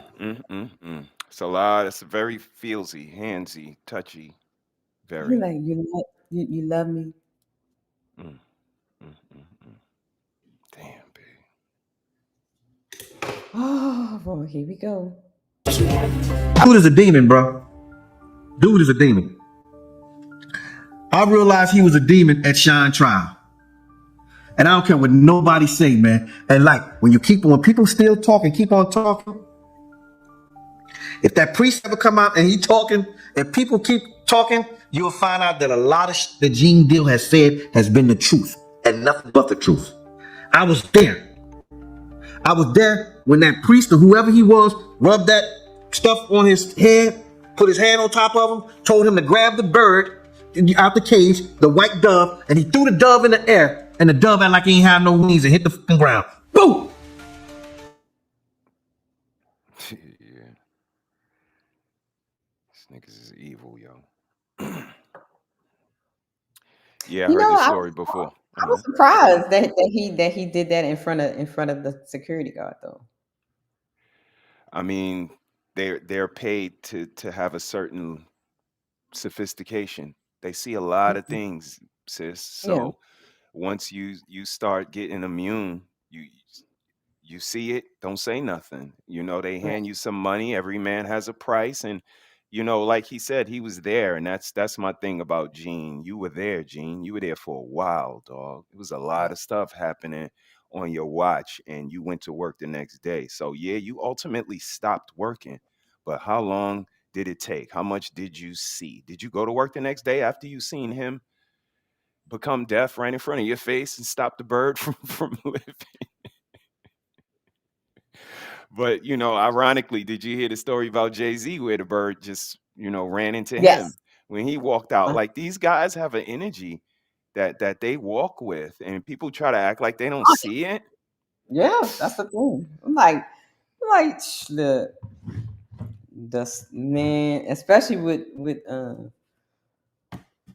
Miss Knowles' child. I mean, you seen what I put. Intimately. I got some stories about that family, baby. Okay? Intimately. So yes. I'm just waiting for it. When that starts to unvolve, well, I'm gonna have all kind of live shows. I mean, like, let me tell y'all this. Let's go. I'm gonna be a Gene Deal on this piece. Oh my goodness, let's finish. everyone, I'm Dr. Ahmed Shakur. An insider told me that Diddy has been using a very powerful book of spells and rituals used for summoning demons. So let's get into it. The Lesser Key of Solomon. This book is a real book. Just so y'all know, this is a real thing. So all y'all skeptics, you can actually buy this book. This is a real book. Also called the Goetia or the Lemegeton, was a book that was supposedly in the possession of King Solomon, the son of David, who was known for his wisdom and knowledge. Now, this book was supposed to give him the ability to summon all sorts of otherworldly beings and entities, malevolent ones. Please pay attention. This is a list of the seals of some of the demons listed in the Lesser Key of Solomon. Please pay attention. Now, Diddy is said to have had some of the materials or tools used in casting these spells, incantations, invoking these spirits, and all of that in his possession. One of those tools was the magical ring of Solomon, shown here. Now, this ring was supposed to give King Solomon the ability to summon demons and gain control over them by identifying their associations with the nefarious things that they were doing, such as causing famine, disease, and many other things. Please pay attention. The ring was made of brass and iron, and each part was used to seal written commands for good and bad spirits. Another tool is the magical circle and the triangle of art. Now, the conjurer must stand in the center of the circle at all times while performing this ritual. The spirit or the demon that they're conjuring will appear in the center of the triangle. Now, the person who's doing the conjuring, they must remain in the center of the circle for their own protection, because during the conjuration, some of these demons could get out of control and do something wicked to them, okay, causing them a grave harm. Please pay attention. This tool is known as the secret seal of Solomon. Now, he would use this whenever he was having problems with the demon. It would actually render them powerless and give him the ability to trap them in a vessel. It acted as a small prison for the demons. This last tool is known as the brass vessel, or the vessel of brass. Imprisoned the 72 demons that he'd once used and commissioned to build his temple. And one of the stories, they say that King Solomon was cast into exile by one of the shapeshifting. Please pay attention to the pendants on his necklace. Please pay attention. Demons who then replaced him on the throne. You see, when you dabble in the dark arts and you conjure demons and malevolent spirits and you perform these rituals and all of these things, you shouldn't be surprised when the same demons that you got to do your bidding come back and turn on you. This is how it always turns out. Baked it and made us eat it with tap water. Cassie So Cassie said, Hey, yo, that's crazy. yeah, you know what I told you when you told me about that. That's crazy. Cassie said that Diddy's mom has a container of P. Diddy's sperm juice. Man milk. And when she makes macaroni, whatever, she drizzles it on the, and tell them to eat it. Yo, sis said drizzle. That's crazy. Y'all know that's a ritual, right? That's a fact. So that can explain a lot of things when especially when you talk about why you didn't leave? Why they didn't leave? Why didn't she leave? Why didn't he leave? Why didn't he do or say anything? La la la la la. Yeah, I just said it. People do binding spirits on you, rituals on you. Lord Jesus. That's why you're not supposed to eat everybody's cooking. Oh, that's a fact. I mean, here we go. reportedly claims that Diddy's mother had uniquely disturbing recipes. She says, Janice had this jar of Diddy's nut in the fridge and would take it out and drizzle it over macaroni as if it was cheese, then baked it and made us. That's crazy. She not going to wait. Did she put cheese with it? Just that and macaroni? So she would drizzle it on top of that. She put the drizzle on there. So it's still light skinned macaroni though. That's crazy, Diddy mom. It's mean mac and cheese, boy. Eat it with tap water. Cassie report. Even the first record that I did for Bad Boy. This is a producer that used to work for Diddy back in the day, and he's explaining how their experience was in the studios. So he was saying that they were like literally doing rituals over the music, and we do know that music is a frequency, and words and songs are spells, right? Okay, I'm make sure everybody know that, right? Okay, here we go. records. I remember being in the studio for 4 days straight, no sleep, because I was driven by something more than just my own ability. It was something driving me. Was it a demonic spirit? I believe it was a demonic spirit, in the sense that if I wasn't in those realms, I couldn't hear the music like that. I couldn't hear it as clear. Like, there were certain sounds and certain things that I could hear and produce that if I wasn't in that mind frame, I wouldn't be able to produce it. So what got you in that mind frame? What would it be? It would be focus, just almost channeling something else. Getting in the studio and just, channeling it, just pulling it out. And when I got to a certain level of it, I noticed it could come in 5 minutes. I could just create something and it would be amazing. Some of the most amazing music I ever heard. Wow. And you described moments where you saw people actually doing seances over their music. Absolutely. So what did that look like? So we would all be in the studio, and it would almost be ritualistic. We would light candles, and as the beats are playing, they would, their hands would be moving like this, and they would be chanting different things over the music alone. This is before it goes to the writers. Oh my God, neighbors, y'all got to get in here and check this out. What you think about that, brother? I wouldn't find it hard to believe. Again, music is frequencies, and these things can be generated and predicted. Something that's going to inspire you, something that's going to move you, something that's going to, motivate the crowd. So, we know these things exist just from a creative standpoint. So once you get, evil involved, when you get demonic spirits and inspiration involved, it becomes something completely different. And people will try to write it off as conspiracy theory. They try to write it off as coincidence, but it's way beyond that. I hate to break it to you. Yeah. So now we get into the parts that I'm gonna need your help with, brother, with the whole reasons why Puffy or Diddy, no, reasons why Biggie was like wanted to leave Puffy and stuff. So I found a couple of clips about that, but I know you know a little bit more information on it. So that's a fact. Rolling Stone just released an epic expose about Diddy. It allegedly includes more than 50 interviews. They did an investigation for several months. Now, apparently this expose is spilling a little bit of tea on the relationship between Diddy and Biggie. Apparently Biggie wanted to leave Diddy and take all of his publishing. Diddy was not feeling that. He allegedly told Biggie and his lawyers that he will never give up publishing until he is unalived and his bones are crushed. Because today, I am taking a deep dive into Diddy and Jay-Z and their connection with the unaliving of Biggie Smalls, one of the greatest rappers of our generation. And can you believe how greedy and disgusting these men allegedly are? I don't even think it's that alleged. Now, rumor has it that Jay-Z and Diddy are responsible for the early, untimely passing of their best friend, Biggie Smalls. They both act like Biggie Smalls was their best friend and they pay so much respect to him, but they're responsible for his demise. Why?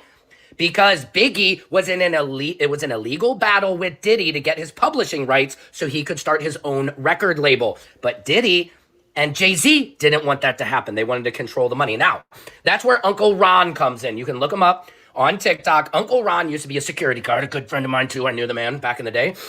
He said that Diddy came to him and offered him $30,000 to do the job on Biggie. So who else remembers when Diddy got most of Biggie's closest friends and associates sent to prison? This is something that not a lot of people talk about, but it is by far one of... So, from my understanding, Biggie was trying to break free from Bad Boy, right? And of course, they didn't like that. And I like that part where the guy was saying that Diddy and Jay-Z didn't like that because they wanted to control the money. Because I feel like if Biggie was able to hold on to his destiny, he would have been the biggest. He would have been the billionaire now and not Jay-Z. That's a whole fact. That's an entire fact. Yeah, he had aspirations of leaving and starting his own, same thing that Puffy did. He kind of wanted to recreate that. And Jay-Z was one of the people that was completely in line because again, he was Robin. He wasn't a Batman. He understood that Biggie was absolutely Brooklyn's aspiration. Whole borough was behind him, and he was kind of his friend, and kind of was able to be satisfied with that for a certain period of time. But Biggie was going to start a record label called the Commission, and Jay-Z was going to go with him. And that was kind of like a domino effect because Foxy was dealing with Jay-Z at the time. So Foxy was going to be going, and Charlie Baltimore was dealing with Biggie at the time. So she was going to be going, and C's was going to be going, and Kim was going to be like, it was a whole domino effect. He was going to lose all his artists then. Like Mace was found by Biggie. He wasn't found by Puffy.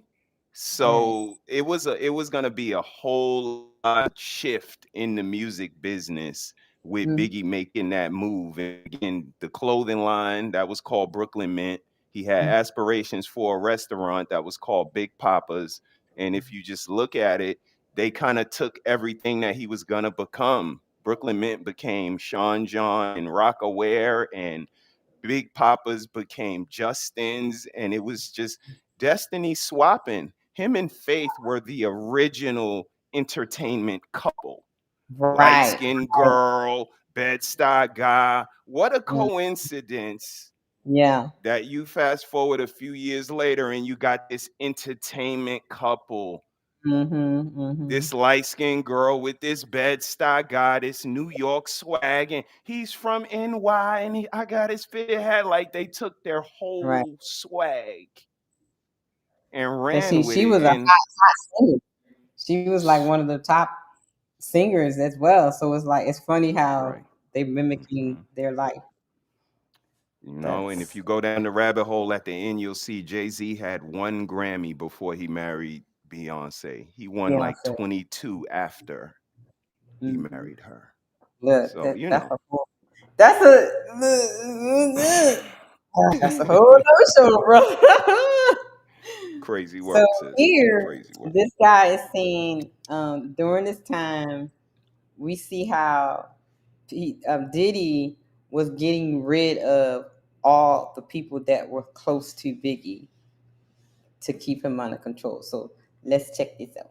One of the most diabolical, manipulative, and ruthless things Diddy has ever done. Shortly after Diddy was fired from Uptown Records in 1993, the notorious B.I.G. found himself in a precarious situation. His debut album, Ready to Die, was finished, but Uptown Records refused to release it. Eventually, Andre Harrell got Biggie released from his contract with Uptown Records, then he linked back up with Diddy. Now, at the time, Biggie was as broke could be. Not only that, but he also had a daughter on the way, which meant he needed to get as much money as he could as quickly as possible. And of course, at that point in time, Diddy was in a place that he couldn't really do anything for Biggie, so he just went back to doing what he knew would earn him some fast cash: dealing. This led to Biggie making the decision to go down to North Carolina with his crew for a couple of weeks, do some hustling, then come back to New York with a bunch of cash. Now, this group of people who Biggie went to North Carolina with were people he grew up with. He trusted them, they respected him, and they had his back. But a couple days after Biggie left New York, Diddy found out what he was doing and absolutely lost his damn mind. Eventually, Diddy found out exactly where Biggie was, so he gave him a call and convinced him to come back to New York because what he was currently doing wasn't the best decision for him in the long run. Remember, Diddy is a master manipulator, so he knew exactly what to say to Biggie and how to say it to put him on a plane back to New York City. Then, as soon as Biggie was back in New York, something unforeseen took place in North Carolina. The secluded trap house they were using was raided by the local police, everyone was arrested, eventually convicted, then sent to prison. And for the life of me, I don't understand how nobody, especially Biggie, ever put 2 and 2 together. Diddy knew exactly where Biggie was, what he was doing, and who he was doing it with. Then as soon as Biggie was in the clear, the house in North Carolina just happens to get raided. I can 100% guarantee that Diddy was the one who called the police and tipped them off. Biggie, remember when I used to let you sleep on the couch and beg a bitch to let you sleep in the house? Now it's all about Versace. You copy my style, 5 shots couldn't drop me. I took it and smiled. Now I'm about to set the record straight. With my AK, I'm still the thug that you love to hate. Motherfucker, I hit him up. I have proof. So, I found out that Tupac and Biggie were actually friends before Diddy got a hold of them. That's a fact. That's a whole fact. Songs together, hung out together. And I just talked about that in the slides. Tupac a New York nigga, man. That nigga's from New York. He from Harlem, so dun dun dun. But New York, still. Right. Yes, Didn't know, and I didn't know they were friends at first. They was cool. Yep, It was cool. Yeah. Wow. He schooled big. I'm not gonna front. He schooled big. Right. He definitely schooled him, and he was batting for Puff because Puff put Biggie on this R&B, like rap on all of these old Mm-hmm. 80s R&B songs, and Biggie was Right. not with that shit. But when he talked to Pac is like, yo, this man is taking you in the right direction. You get the girls, the guys are gonna follow the girls, and trust me, you get a radio hit. Like you can't just be this mixtape guy. You're not going to go far. Mm-hmm. You have to do something that appeals to the people in mass. And Mm-hmm. it was that consideration that, is what we hear is Juicy and rapping on this R&B song. And it just started to become a thing for the 90s. And that's when Puff kind of, he became this god that we see now from all the music Mm-hmm. he put out. And Biggie was, like Great Pill was alluding to, he was a genius, sis. Not only a businessman, he was Rick fucking James without the cocaine off of a blunt. He was writing his album, sis. He was writing Junior Mafia album. He was writing Yeah. Little Kim's album. He was doing features all over the place. He was writing R&B songs, like catching court cases, boning a bunch of girls. Like this shit takes genius to make something out of nothing that everybody resonates with. And he was doing that at like world-class level, making songs with Too Short, making songs with Bone Thug, making songs with R. Kelly. Yeah. Like this man was crazy with it. And that boy seen that and he said, nah, I need that. I need that destiny. Look, he got the key to the city. Mm-hmm. Like Puffy, he took Oh, it and we ran we with gonna it. get into it. He took it and Yeah, ran with yeah. it. We're gonna get it. All right, let's see what Pac has to say. Things that I could say that will back up my claim, but this is not for the world to know about. You know what I mean? It's between me and him, and only he knows. So every time he say it in there, I feel I could not be hurt. In my moment of pain, when I was 5 times in jail for a crime I didn't commit, while every other black person, whoever they was f***ing babies in the ass or killing bitches and cutting them in 50. You heard what he said? They was doing what to the babies in the what? Something to the little babies' booties. I know that. That's crazy. We do not condone that over here. That's crazy. And what did I say in the beginning? The lady, I played the clip with the lady said the sodomy ritual. She did. Little vanilla lady She said. did. She sure Shout out did. to her. Mm-hmm. 50 pieces. These niggas got support. I go to jail for a crime everybody know I did not commit. Get shot 5 times, and I'm getting in jail. Wompty, wompty. They just say anything to assassinate my character. What that showed me, remember this lack of a conscience when I come out. So do you think Puffy was involved in the shooting? Only they can answer that question. I have my own opinion, but I wouldn't slander their name like they did mine. I wouldn't say things that I knew, you know what I mean? I believe so. I do believe so. I have proved things that I can say that will back up my claim, but this is not for the world to know about. You know what I mean? It's between me and him, and only he knows. So every time he say it didn't happen, that's the only thing that makes this become an issue. So in my moment of pain, when I was shot 5 times in jail for a crime I didn't commit, while every other black person, whoever they was fucking babies in the ass or killing bitches and cutting them in 50 pieces, these niggas got support. I go to jail for a crime everybody know I did not commit, get shot 5 times, and I'm getting raped in jail, wompty, wompty. They just say anything to assassinate my character. What that showed me, remember this lack of a conscience when I come out. Remember this lack of mercy when I come out. Remember this lack of compassion when I come out. But now I come out, everybody want to calm down and relax and forget what you said. Donnie Simpson was on TV in front of bars like this going, who am I? Tupac. But I'm wrong. What you think about that, brother? God damn. I mean, it's sometimes it's like that. People are one-sided with this, what they choose to see. So like he said, just, remember what was done to me and remember how these people were acting when I start my malicious attack. When I start to get on my shit, don't say chill now, because he gonna say fuck chill. Mm-hmm. Yeah, that's almost like when we be telling the fatty, no fatty, you going corporate. He be like, fuck it. he be wanting to go so bad. We gotta keep in mind you going corporate. Like I had to tell you, brother.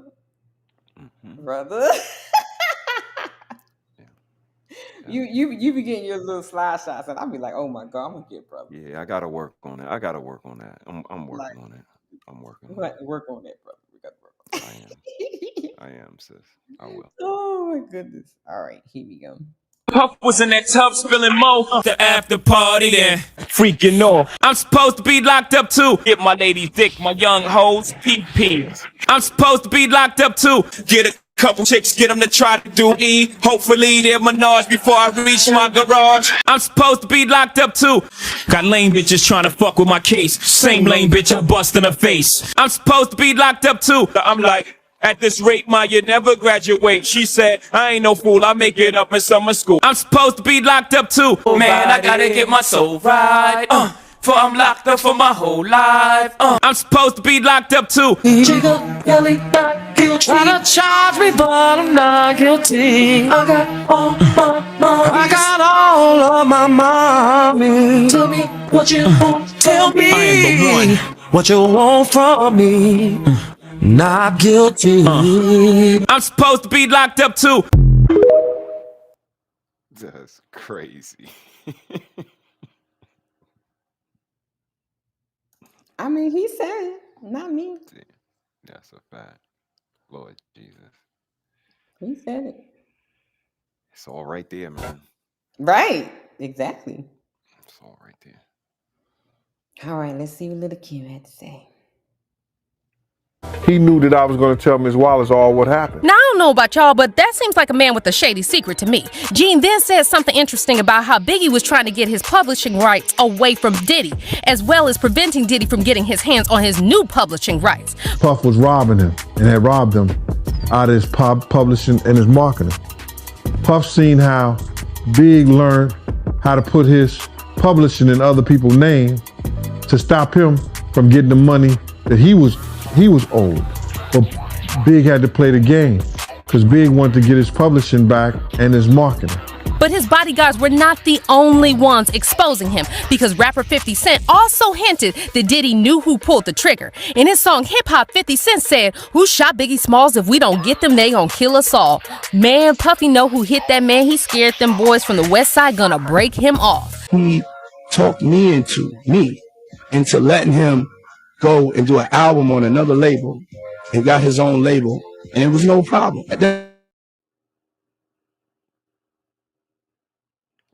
Stop the cap.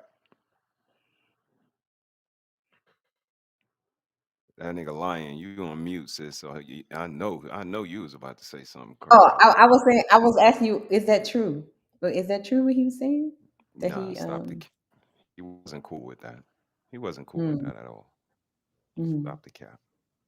You see what he did to the locks. Right. You see what Yeah. he did to Kim. Stop the cap. Yeah. Mm-hmm. All right, here you go. That right there was unheard of, and that's the relationship me and him had. I wanted to see him win. And we talked about that commission album, and P. Diddy just admits as much. He did an album on a whole nother label, but that bitch never came out. Biggie died. Oh. Shit ain't come out.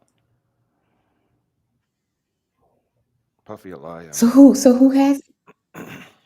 Probably Puffy. He didn't have the rights. But it was on somebody else's label. So maybe his posthumous. Once artists die, they become a part of this posthumous catalog. So maybe they have it. But Okay. it's who knows? Jay probably got it. I'm pretty sure he was on it. Was he on the cover of that thing with him? I don't know. Mm-hmm. Yeah. Yeah, but Puffy album sure did come out. You know what I mean? Like that shit went missing, and we heard "Missing You," where he stole fucking Sting's song and got to pay Sting $2,000 every day for the rest of his life. That he rather put that out than put out some shit that Biggie did. Like that nigga's a whole liar, man. It's just pathetic. Here we go. The album was mixed. He told the Jaguar White was right.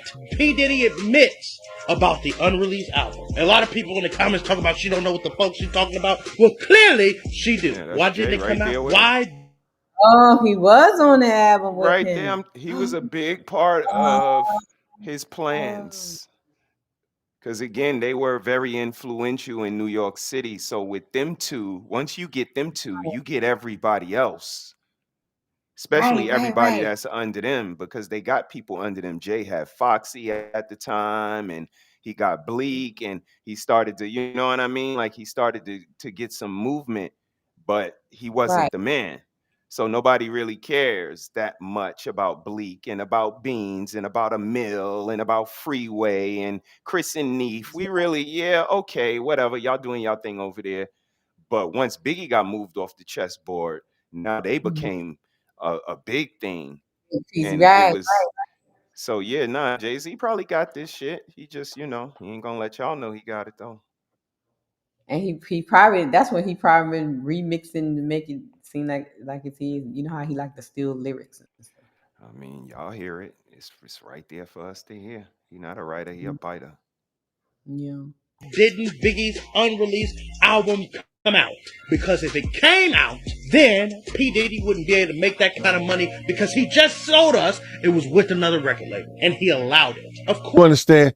For Suge Knight to go to jail, because that's what came out of his mouth. So that didn't happen. His fame he didn't really come famous until after the death of Tupac and the Notorious Big, brother. He didn't really become famous and rich until after those two died. That's a fact. He's a sidekick, man. That nigga's man. I'm gonna be nice. Nice. Nigga's a sidekick, sis. He was a number 2 at best. He probably wasn't even that. Right. But you put the little beats together, you steal the little R&B songs, and you put the little beats together. Like, he was working. I'm not gonna front. Puff, Mary J album, Faith album, 112. Like, he was working. I'm not gonna front like he wasn't working, but he wasn't them niggas right there. And when he moved them off the chessboard, it became a lot more open for him to make moves and become king. Like, look what him and Jay, like I said in my stream, like, detectives always ask who benefits the most from somebody dying. If your answer ain't them two, I don't know what you looking at. Exactly. Exactly. Little Kim, for a long time was like the reigning supreme of female rap. She was like the highest rank. She was the one everybody went to. And there were multiple, on top of their game, female rappers. But Little Kim was just like the pioneer for a certain type of female rapping. During a certain period after Little Kim finally, when she got out of jail and she was trying to basically get back on top of her game, find her voice, find her new sound, it was almost like things was kind of put in the way of that. So she was basically held back from just being the female rapper that we know her to previously be. So she met Nicki Minaj, and I can honestly say, I know they weren't the best of friends, but, they knew of each other. It's like, whatever. So once Nicki Minaj kind of met Little Kim, you notice like in her career, she started patterning herself behind Little Kim a lot, like wearing the same hairstyles, doing the same poses and photo shoots.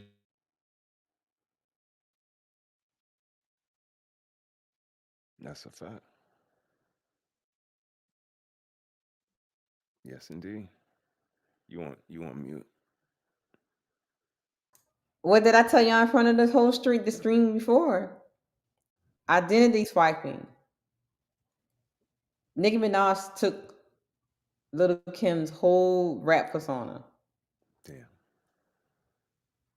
Down to the way she did the colorful hairs, her lyrics, how she did things. She literally and remember when I told y'all in the beginning of the stream how they will study everything you do, how you talk, how you move. She studied Kim. She wanted to become her. But I don't be knowing what I'm talking about. I'm just a small content creator. She was just doing the same things. And, no shade to the barbs because I know they're gonna try to come for me, but that was a form of destiny swapping. When somebody is kind of copying you a lot or just doing everything you do, it's a form of destiny swapping. No one believes that all of Diddy's wealth came from Biggie. When Biggie passed away, there was less than $10 million in his account. But just 16 days later, a posthumous album, Life After Death, made Diddy earn $160 million. 10 days, $160 million? That's a fact. That's a fact. That going back to Cali went crazy, sis. And that's what, popped in my head when I see he put Biggie on a plane and got him to New York and then got everybody arrested. Then he put Biggie ass on a plane and sent him to LA and got his ass lit up. Mm-hmm. This man be doing some crazy work. Crazy work. But here, let me check this out real quick, sis. Okay. Before you go another further, I'ma share this with you and put it right here. Bam. Look at that. So that's Jay-Z right there wearing a Brooklyn Mint shirt, which is Biggie's clothing line. Okay. And like I said, these guys, they were number two. They knew that boy was the next up, that his talent was undeniable. Him being fat, black, and ugly was not even a thing. Right. Because he stayed coochie down to the socks. They absolutely took that and then just ran with it because it was beneficial to get him out the way. That's crazy. A lot from him not being here anymore. We got 40/40 Club. We got Rockaware clothing. Mm-hmm.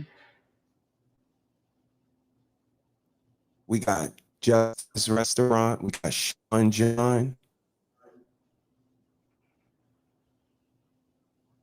He took almost everything that man said in life after he died. None of those lyrics were from before Big. Right. Y'all heard what Cameron said? Cameron said Tupac ain't even like yo ass. And you stealing his shit too? Mm-hmm. I was like, damn. So it just, started me to thinking. Now when I came out, I told you it was just about Biggie. Then everybody had to open their mouth with a motherfucker opinion. Well, this how we gonna do this. Fuck Mob Deep. Fuck Biggie. Fuck Bad Boy as a staff, record label, and as a motherfucking crew. And if you want to be down with Bad Boy, then fuck you too. Chino XL, fuck you too. All you motherfuckers. You gonna get me straight, brother. Motherfucker. Your kids.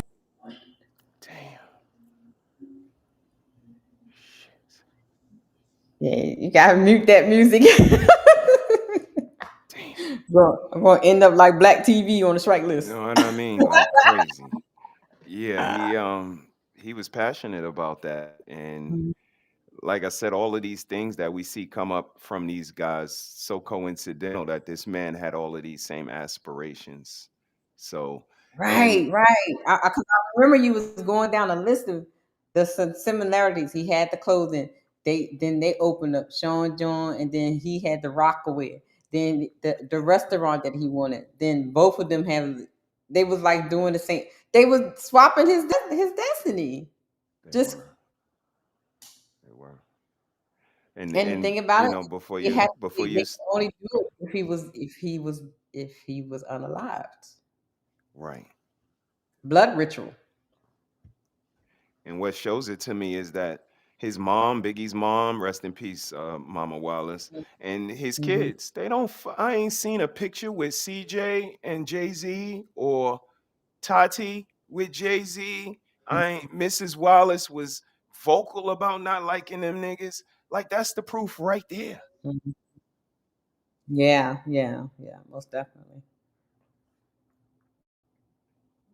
$160 million in 10 days after Biggie's death. But here's a part that I did not know. But after doing some research, I found out a lot of times this is what happens with a lot of the rappers and stuff that all of a sudden was unalive. Let's listen to what she had to say.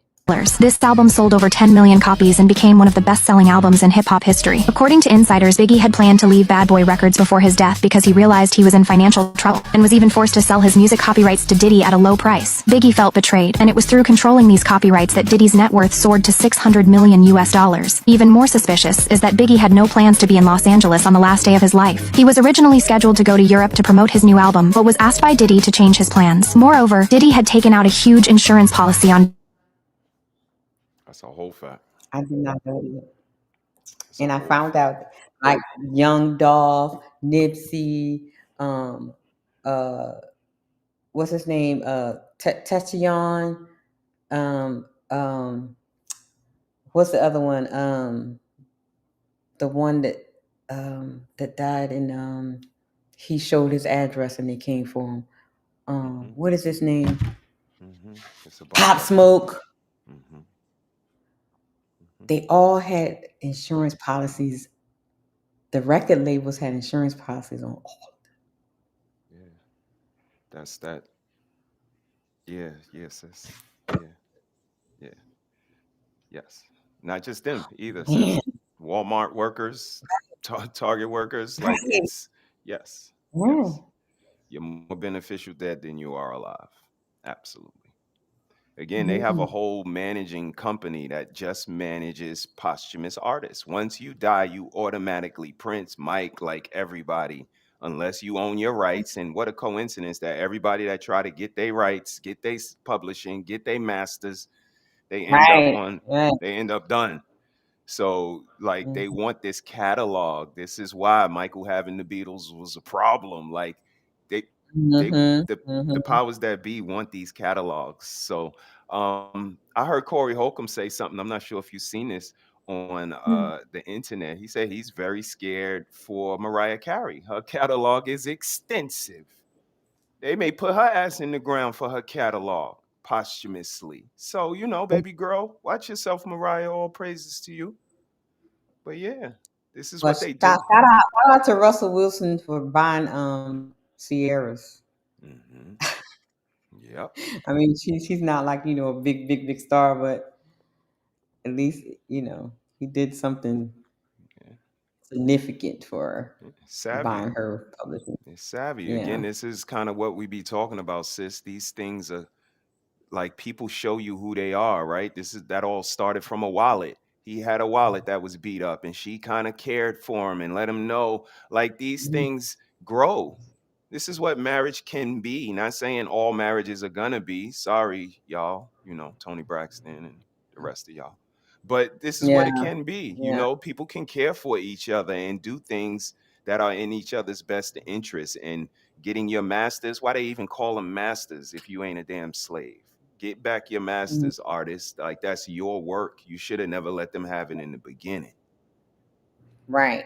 Yeah. So, you know, it's called a music business. So I was surprised at the huge policy on Biggie just before he sent him to LA.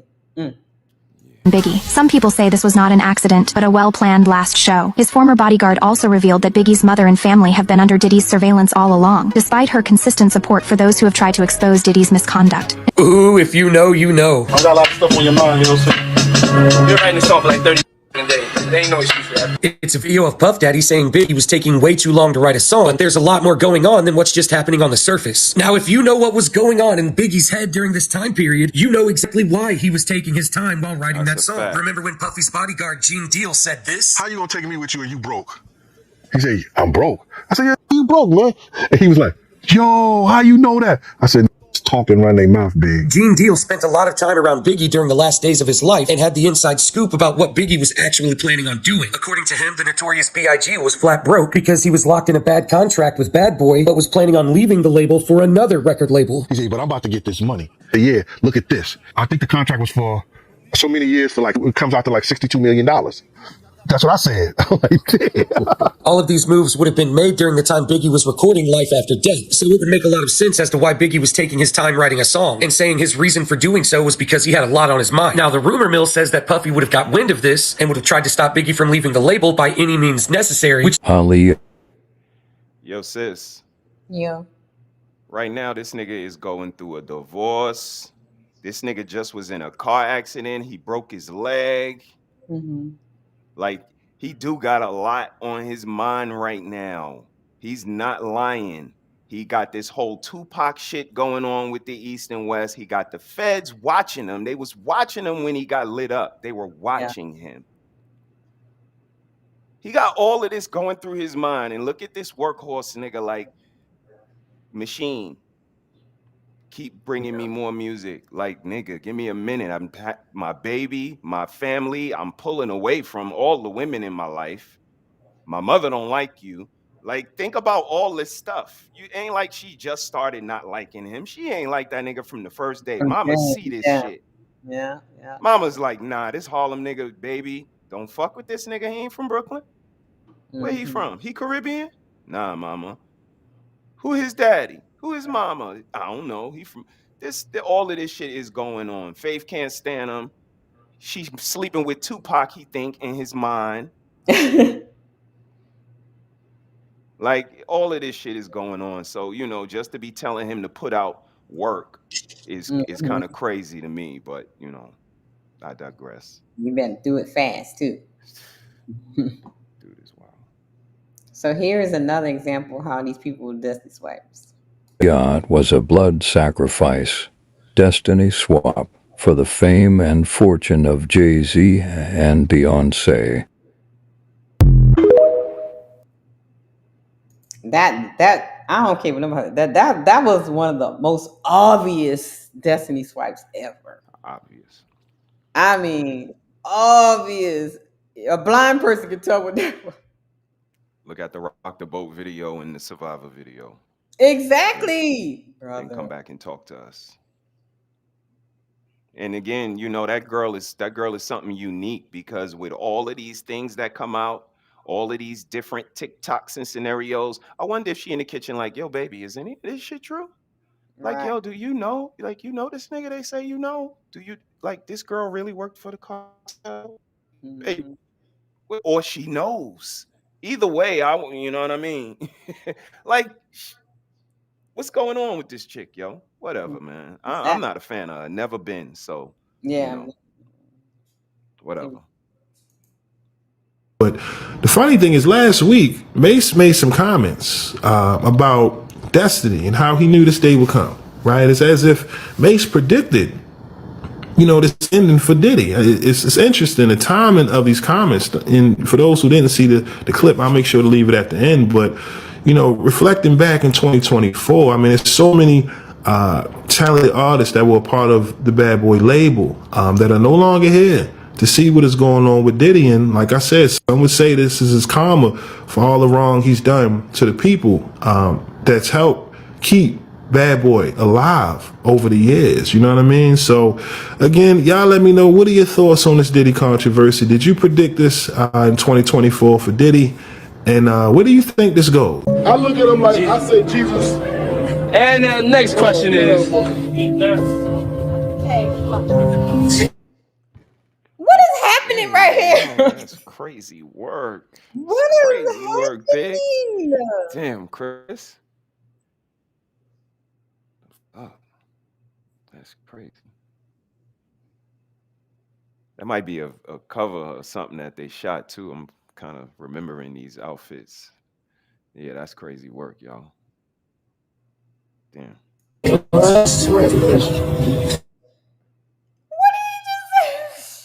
Damn, what'd he say? Rewind. Wait, what'd he say? I think he said something about his soft hands or something. What the devil? Right. 2024 for Diddy.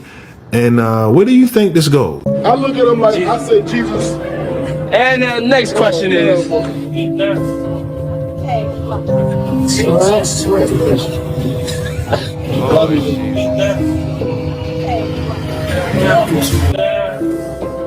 That's crazy.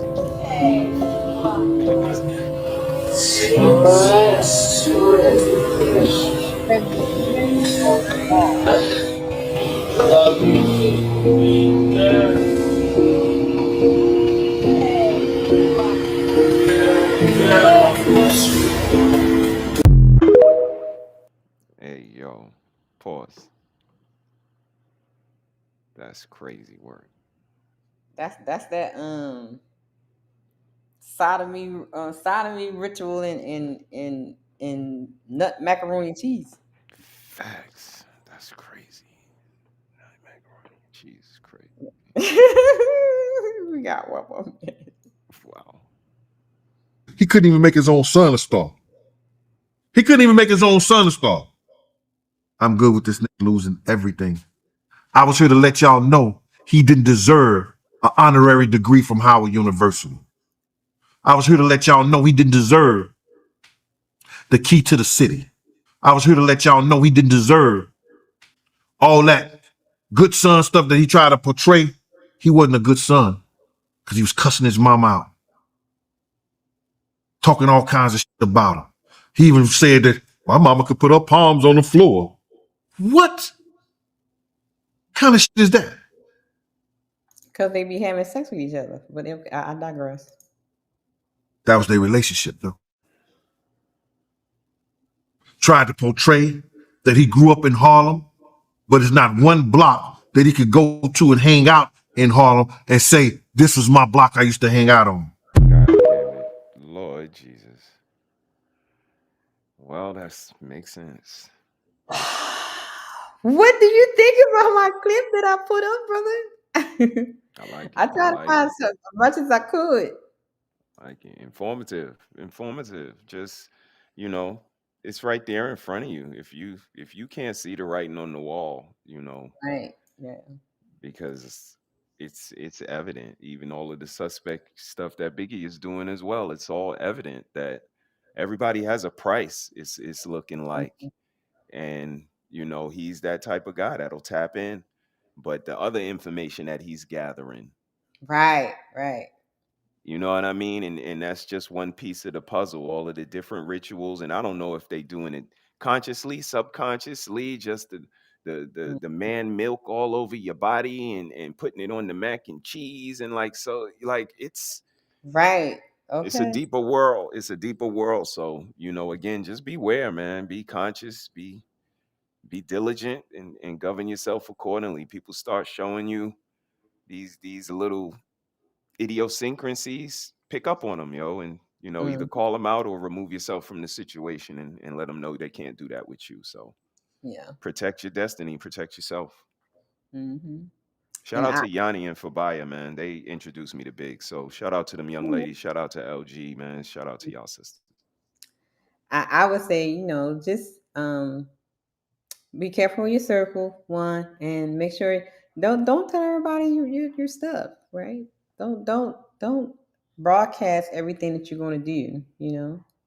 I know that you want to, um, keep everybody updated, especially like with for example, like the content or something like that, or your family or something like that. But sometimes you have to keep these things to yourself, Right. because it be the people that's the closest to you that's envious of you, or want what you have, but don't want to do the work for it, but they want what you have. And pay attention to people like, you say you're going to do something and all of a sudden they just emanate everything you do, you know, to, so just using, for example, content and stuff like that. If they all of a sudden they got a all male panel, or all of a sudden they got an all women's panel, no originality at all, just Right. just swapping. Yeah. Definitely. So, yeah, that's what I'll say to it. So, any last words, brother? Originality is key. Again, you know, be yourself. I think it'll shine through better than trying to swap or imitate, replicate, Mhm. duplicate anything, Right, you know, right, with the right. Kate at the end. Be Mhm. yourself. You probably get better results. And even if you don't, you know, it's something you can look yourself in the mirror and hold your head up high when you look back, because the reflection is organic and real in you. So protect your destiny, man, because people will swipe it. Swipe or no swiping, though.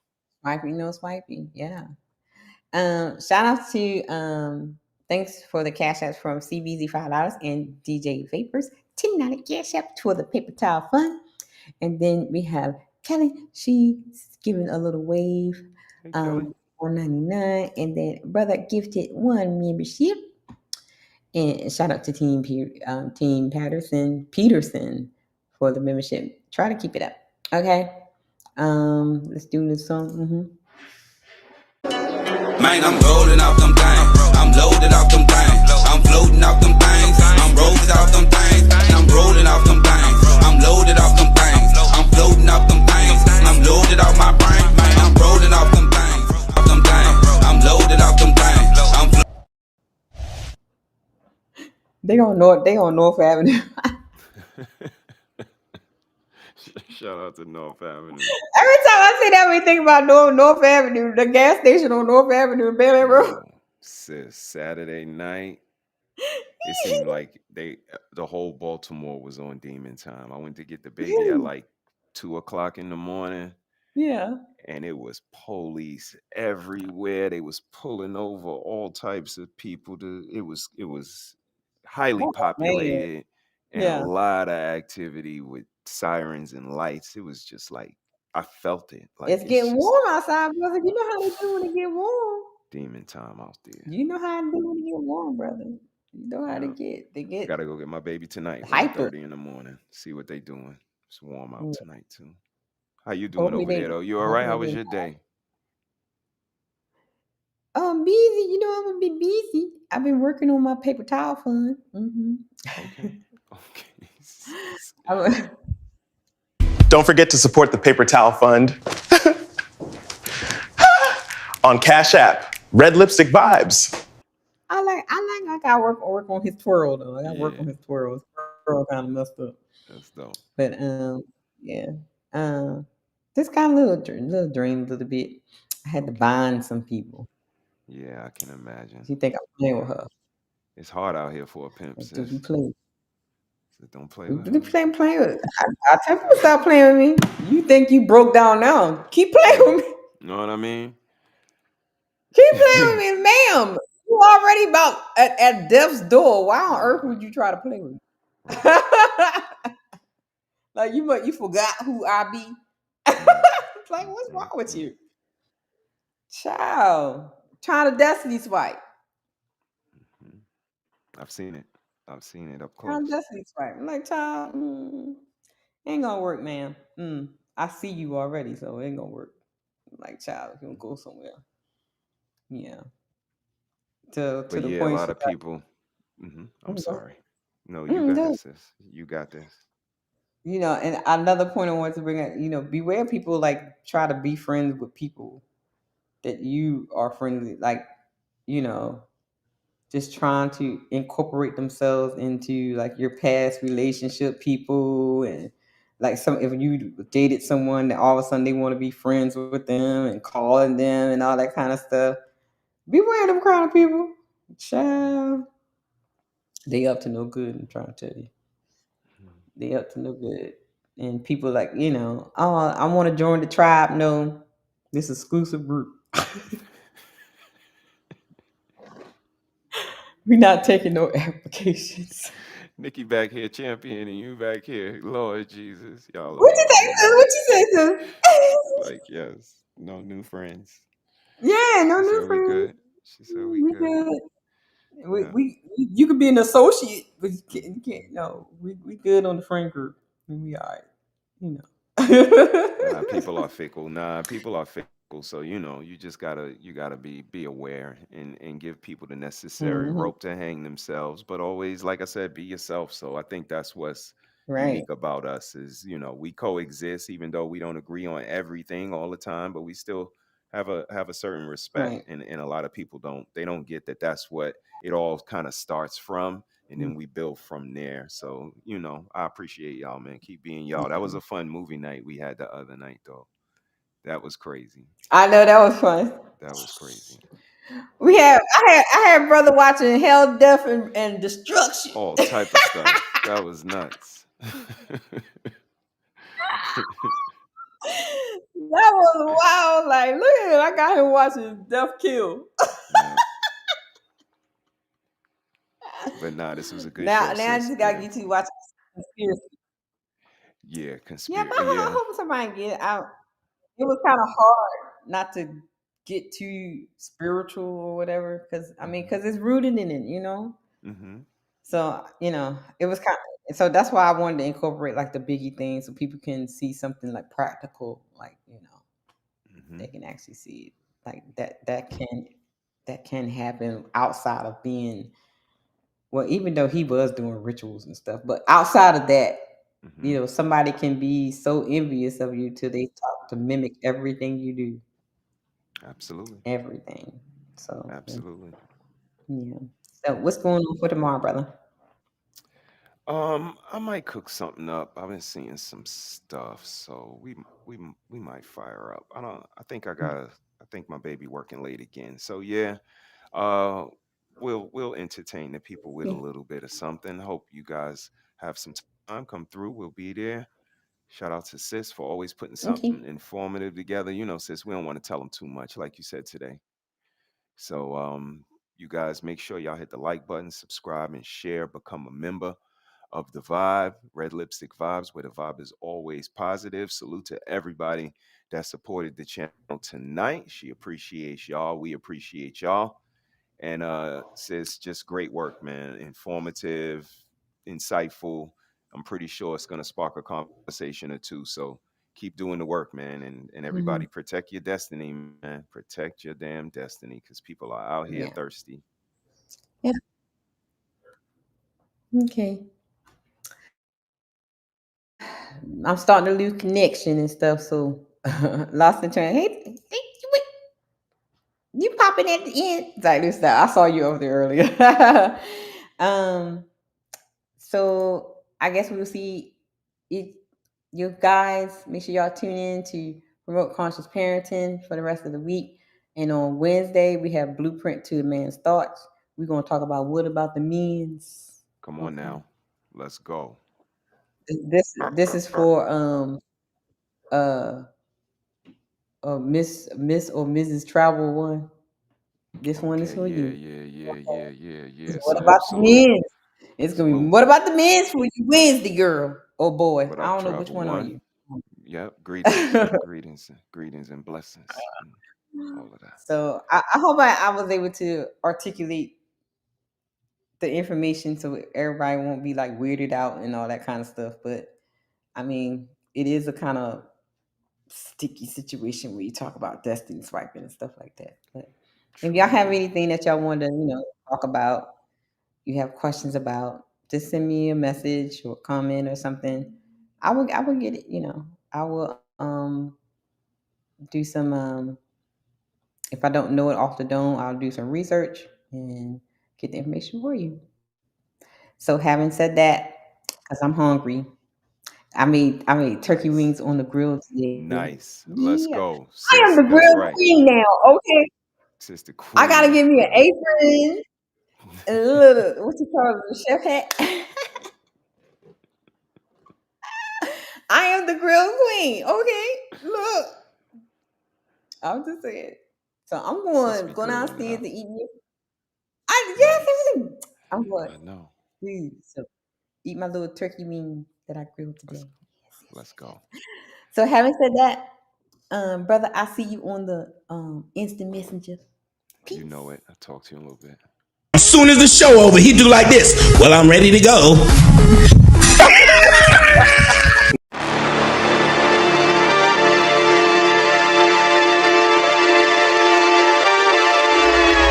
Holla, why do they doubt the kid? I'm about to prove them all wrong again. I got a low tolerance, cause they don't even know what the problem is. It's me. You waiting on the boy to fail, then hold your breath and face your death. Cause you play a roulette with each step I progress, no less. Go ahead and place your bets. Cause we know where we at, we know we top tier. Cause all the hate that you bring, we know it stops here. I'm taking off like a rocketeer and stopping here. It's strange how they cannot see the future, but see profit here. Wait up, we gon' always win. Promise that that's not a promise, yeah, that is a threat. You know that I promise to bring the team commas. When the whole team win, that's when you flex. Win, and I'ma do it again. Watch me win, then watch me do it again. Do it again. Tell 'em I can't take no loss. My team hold no L's, no. Aiming for the top, can't make it by myself. I ain't taking no loss. I ain't taking no loss. Look, I'ma always win. I ain't taking no loss. Look, I'ma always win. We already know that we the coldest. Watch me heat it up, let me focus. I'm going toe to toe with foes. I know they notice. I kick in doors, they only hope for closing. Why? Cause they know I go again. And when they get it right, I'm the one that can make it flow again. Talk to me nice, my team they ready to go again. Running into us, we'll gladly send you home again. Yo, we don't talk, better know the grind gon' match my walk. I'm a cheat code, I don't take no loss. Making no sense, run up the scope. Cause all I do is win. And I'ma do it again. Watch me win, then watch me do it again. Tell 'em I can't take no loss. My team hold no L's, no. Aiming for the top, can't make it by myself. I ain't